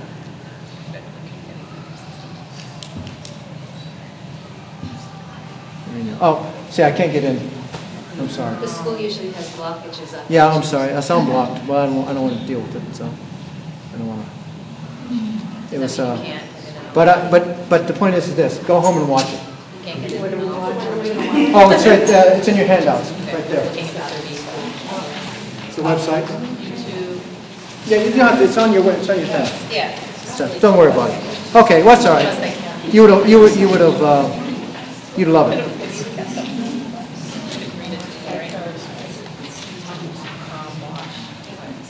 Yeah, it's hilarious. I mean, it's really hilarious. That's all I can say. You'll love it. It's a big buildup. Yeah. So. Notice how we're reacting. Yeah. Yeah. I'm sorry I can't show it to you. But in any case. Can we come back? Yeah. You'll love it. Any case, and I'm not going to describe it to you because I don't want to spoil it for you. You'll see it. So. Right now, if you look at evidence-based therapies, every one of them is based on cognitive behavioral therapy with mindfulness. Every evidence-based, in other words, all the therapies that the two APAs, American Psychological, American Psychiatric Association, recommend have mindfulness-based cognitive behavioral therapy. Every one of them. Okay. Next. And I won't go into all of this, but there's plenty of studies. It's the real deal, that what we have. Okay. But not surprising, really, is it? What do we try to do when somebody is distressed? We calm them. We teach them how to calm themselves. What do we do when somebody comes in that's got a big problem? We try to problem solve. What parts of your brain do you need to do that? And what do we do when we say, when they come in and they say, I've got anxiety? Yeah, well, we try to work on the limbic system. So it shouldn't surprise anybody, actually. But the methods are different, granted. So let's talk about children now, okay? Because that's why you came here. The new ABCs in 1990s, there was a kindergarten sign in New York City: achievement, betterment, and competition. The newer ABCs are attention, balance, and compassion, as Susan Kaiser Greenland will talk about.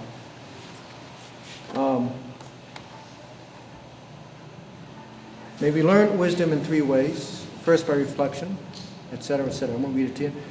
And I think the point here is that you don't pick any one. You do them all. You know, you do all of the ways. You know? But in order to do, we'll say, the bitterest, you have to have what I'm going to call hardiness, resiliency. Because not everybody is what I'm going to call an easy teacher. And I don't mean to say that they're mean teachers, it's just that we all reach our Waterloos on some subject. And it's hard. It's bitter. And how to develop hardiness in the face of stress. In school, some subject is going to be stressful for you no matter who you are. Some person is going to be stressful for you. It doesn't have to be the teacher, it could be, but it could be the kid sitting next to you. See? So, you have to know how to deal. And noblest in the reflection, that means higher order reasoning. See? Now some people would love to just do number 2, just copy. See? But that's not learning. See? Learning is all 3. And you need the skills of all 3. And what are these 3 children doing in common? They're all practicing mindfulness.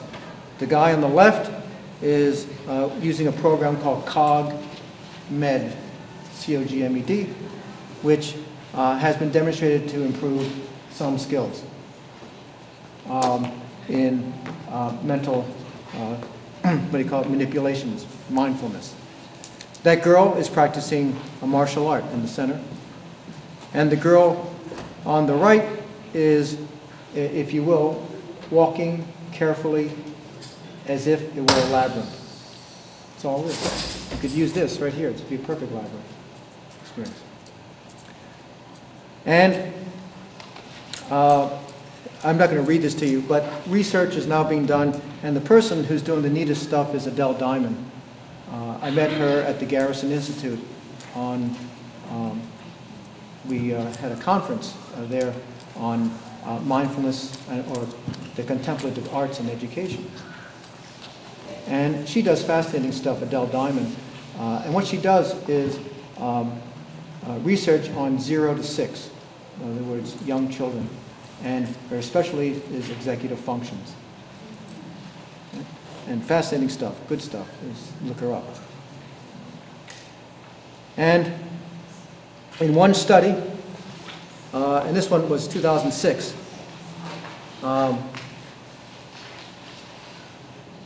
parents were taught, I don't know why it says 3, that makes sense, but that's a mistake. But anyway, parents were taught the philosophy and practice of mindfulness in a 12-week course and assess the outcome of the training on their children's behavior. In addition, the mothers rated satisfaction with their parenting skills and interaction with their children. Results showed that the mothers' mindful parenting decreased their children's aggression, non-compliance, and self-injury, and increased the mother's satisfaction with their parenting skills and interactions with their children. That's one study. Excuse me, what's EF in this? Executive function. Executive function, sorry. Yeah, that's okay. Yeah. You know, the problem with psychology, we use too many acronyms. In fact, you know, it's spread. You ever try to read a kid's tweet or it's all acronyms. I don't know what the heck it means. You know. So, in questionnaire survey, 105 fathers parenting a child with intellectual disabilities in Ireland completed a mindful parenting measure and a measure of parental involvement. Fathers who reported being more mindful as a parent also reported more involvement in child-related parenting tasks and roles related to child socialization. These data suggest that mindfulness in the parenting role may be an important predictor of parenting in families of children with intellectual disabilities. Therefore, interventions designed to increase mindfulness should improve parent-child relationships and ultimately child outcomes. When they said more mindful, what do they mean? Good question. I'm going to address that in just the next slide, but actually one after this. But let's just look at the studies, but I will tell you. 65 families participated, this is a 2009 study, in an adapted version of the Strengthening Families program. And this is a famous program. This program is well known, used in Pennsylvania and other places, but originated. And results of the pre and post analysis, in other words, they took measures before and after. They had same effects for both programs on measures of child management. So if you took just the child, the one there, Strengthening Family program, and you did the one with the mindfulness, the additional, the child management was the same, no difference. It improved, but there were no changes. Well, no differences on that. Stronger effects on measures of mindful parenting and parent-youth relationship, especially for parent-adolescent relationships. So there was an improvement if you had an adolescent. Overall, the findings suggest that infusing mindful parenting activities into existing empirically validated, that's the Strengthening Families program, can enhance the effects on family risk and protection during the transition to adolescence. Okay? Which, as you know, is the very difficult time of, that transition into adolescence is hard. Mm-hmm. Because that kicks in your internal comparator, something fierce, among other things. So what is mindful parenting? So let's get to it. And it's this. It enhances the parent's ability to pay close attention, to listen carefully to these things. Their children during moment-to-moment parenting interactions. It's not, if you will, my wishes, my ideas, my rules, but it's, you can say them, but noticing the slight changes in reaction. Knowing when to stop and explain, as opposed to just barrel through the whole thing. Noting the confusion or the tension, and not just running forward and pushing it through. Emotional awareness of the self and the child. Yeah. And of course, the most important one is yourself. Are you getting, if you will, wrought, overwrought, strung out, impatient, so forth? And the non-judgmental acceptance of the self and the child. If things don't turn out well, then how many say the thought, I'm a bad parent? And enough of those can really wreck your day. But then consider, if it doesn't work out, how many times the kids say, I'm a bad child? And that can interfere with schoolwork for sure, and concentration. Self-regulation and parenting relationships. Yeah, and that is not simply between parent and child, that's parent to parent.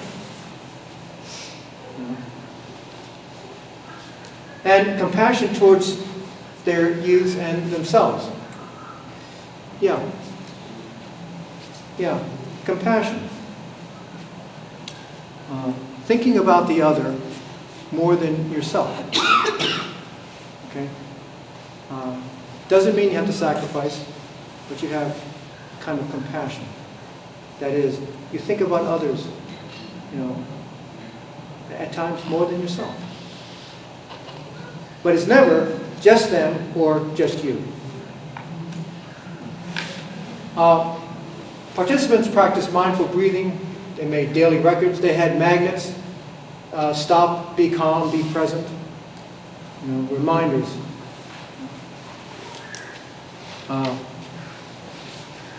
Okay. This is in a school, and they've changed the planning room where you send the bad kids and all that. And and it's sort of like this: go to your room and think about it. One of those kind of deals. Well, we all have them in our, it's called their bedroom in most houses, but they have them in schools, and they're called planning rooms. I always wonder is, how do we teach kids to think about anything? Do we teach them to think about, now we teach them to think about math for sure, but do we teach them to think about themselves? And of course some schools absolutely do, and to think about others.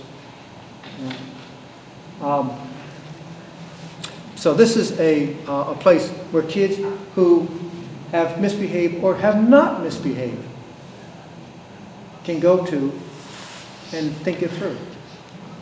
You see, we often say to people, think about it after they are so agitated and angry and upset.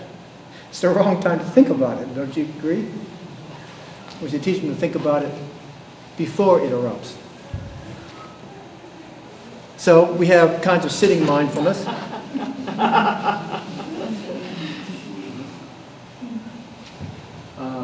Ever seen the monks do, Tibetan monks do a sand painting? It's fascinating if you ever seen it. I mean grain by grain, literally. And then when they're finished, the beautiful mandala, they pick it up and then they pour it into the river. This is great. Talk about impermanence, you know. Where was that school, the photo of that school? That's Lyme, New Hampshire. That means where the monks are? That's Lyme. No, the sitting place. Oh, I don't know. I just. That's so beautiful. Yeah, I just took that off the internet. It was just, it struck me. Yeah. I have kids doing yoga and so forth, but I can't take their pictures. This one was on the web, so I say it's safe.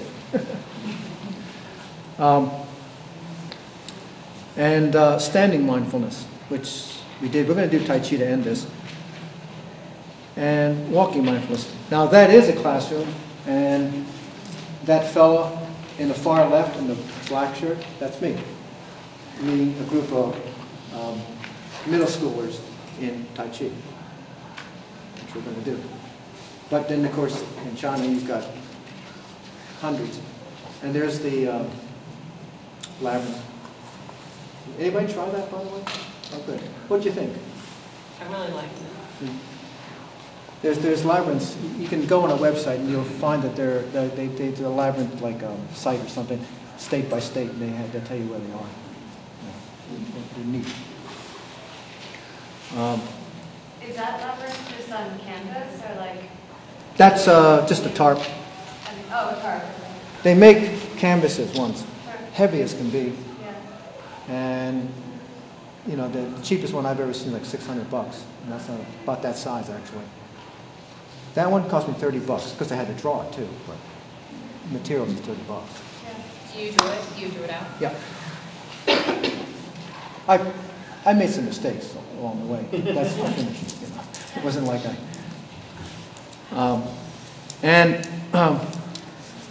so body sensory awareness. Okay. Okay. He's done such a good job. He hasn't eaten his supper, so you can see. You ready? Oh. It's okay. So I'm not going to do this with you. I want to do something else. And I was, because what time is it? Yeah, 20 past, so I don't have time. But the Pebble Meditation is one of my favorites. It's in that book. It's in the book by Thich Nhat Hanh. It's a lovely meditation. And I do that with lots of kids. Mindful journaling. You know, I did this once with a kid who hated to write. I said, you know, I understand you hate to write. And he says, man, I'd do anything. I mean, he just says, I do anything. You know, I just hate to write. And I said, okay, tell you what.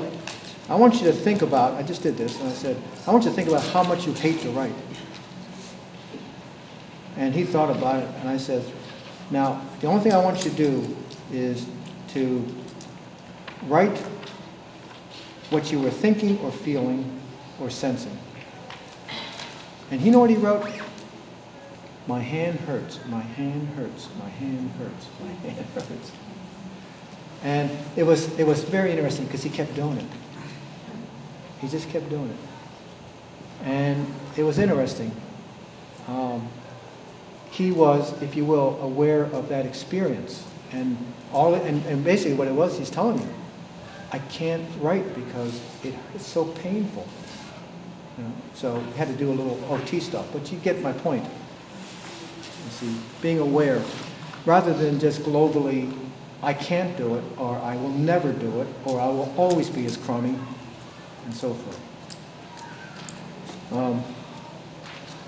Well, that's a compassion, but you can read it. I just thought I'd throw it in there. I like it. Biofeedback. I don't have enough time. but I use a lot of biofeedback with children. In fact, I have three types of biofeedback. But what I do with it is this, so that you can see. This is called the Yerkes-Dodson law. It's one of the few laws we have in psychology that really is true.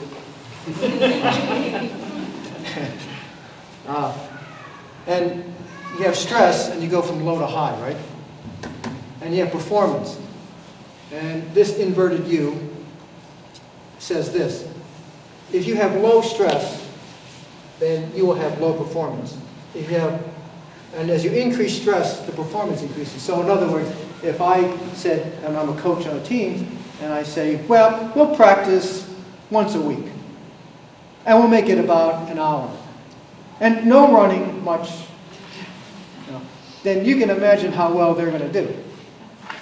But if I'm a coach and I say, listen, we're going to practice every day, and not too much running, but we'll practice every day, then their performance will increase.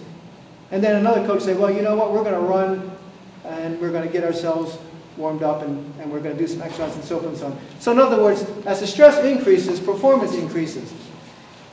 But if you go too far, and we say, all right, 2-a-days, and we're going to do laps, and if anybody's late, then everybody's going to do extra laps, and blah, blah, blah, blah. You know what I'm talking about.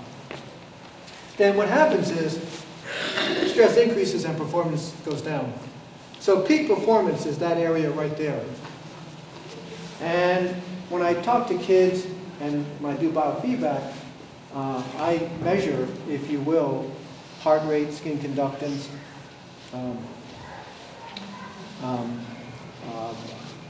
and what you're showing them, literally, and you can see on the screen, you can see where peak performance is and how to get there. And we do the exercises that I just showed you and that are in the books and everywhere. And kids like that. So when somebody said to me, where's the evidence that this works? You see, that's why I use biofeedback. Remember you asked me. See, they see this and they go, wow, that's cool. I had 13 seconds, and I literally do it that way. When I do this on the peak performance, it has a measure, and they'll tell you. And they've been doing it for 2 minutes and say, you are in the zone, literally, you're in the zone for, 45 seconds. And they go, and they want to get more. So yes, biofeedback is very helpful to answer your question about,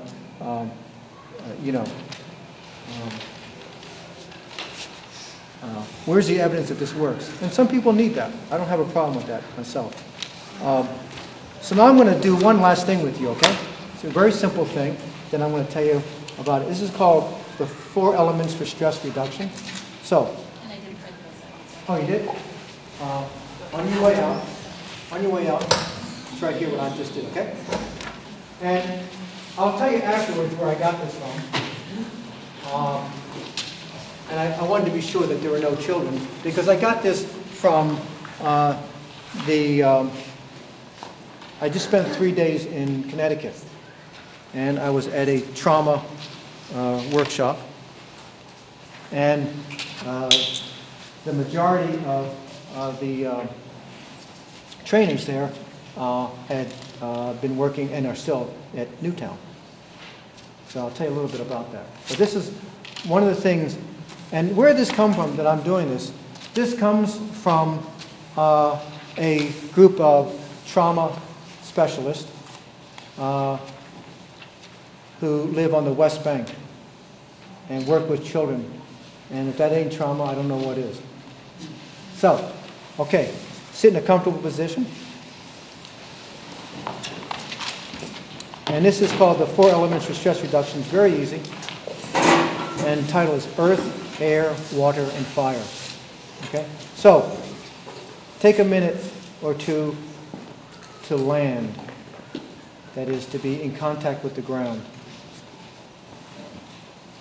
Have your feet feel steady. Feel the chair and feel the earth supporting you. Now, look around and notice 3 new things. whatever. Find 3 new things. Something that you hadn't noticed before.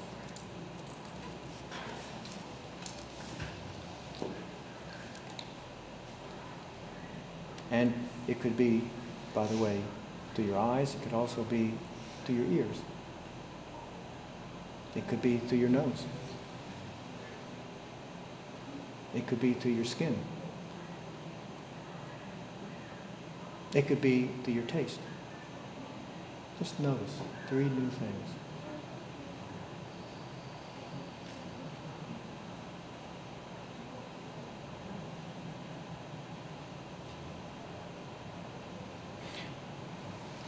Air.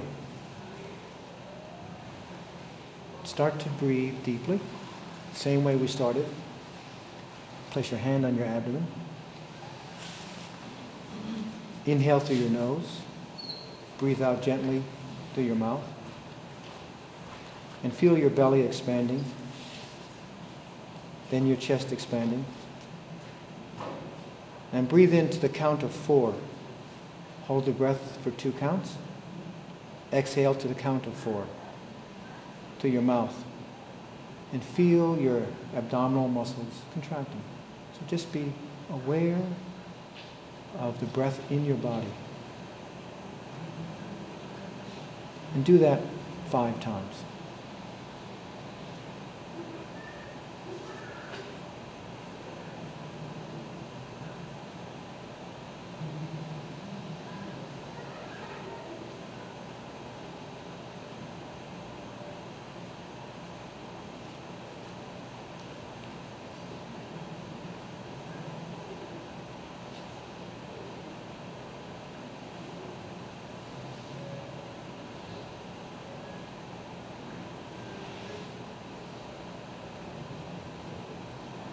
Good.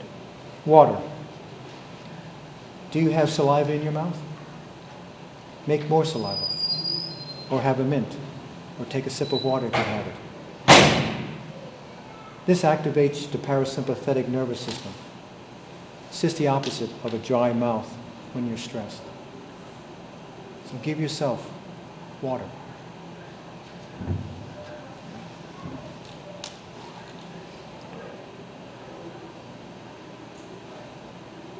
Next, fire. Fire up your imagination. And let imagery produce a parasympathetic effect. And remember, I use that term, now you know, the calming. Close your eyes and imagine a soothing place in nature. Somewhere that you feel very calm and soothed. Notice the colors, the smells, how the air feels on your face. Notice where the center of soothing is for you in your body. Allow that feeling of comfort to spread and flow through the body.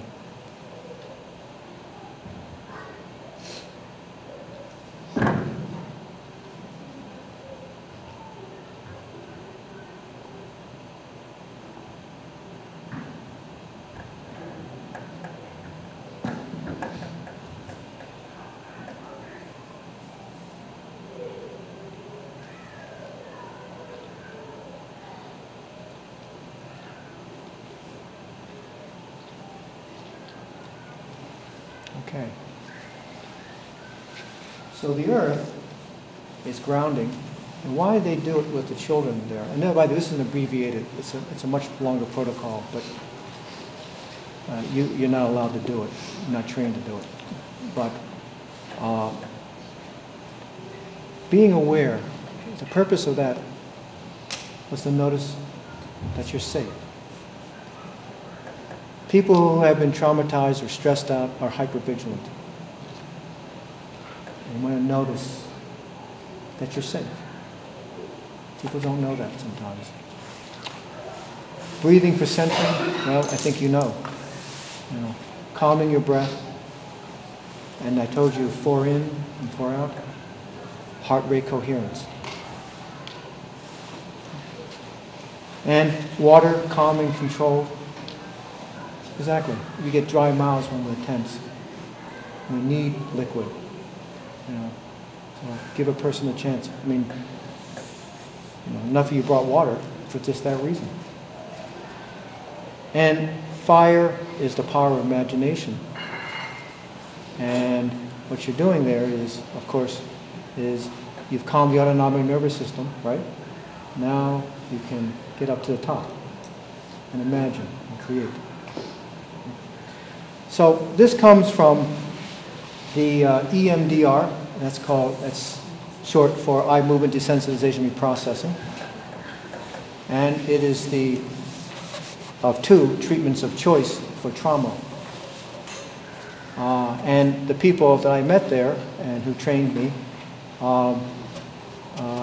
are focusing now on primarily on the first responders, because the stories of these people who came in on the carnage, and the teachers, of course, have suffered greatly. So, I wanted to share that with you because I thought it'd be helpful. You don't have to obviously do this in the case of trauma. I just want you to know that this is a stress reduction. You should practice it if you can, and practice it with your kids. It's an easy thing to do. And at this sheet that has this, at the bottom has a website for, number one, the APA has an excellent website if you want to know about how to help kids. And there's another one called the womensmarketing.com.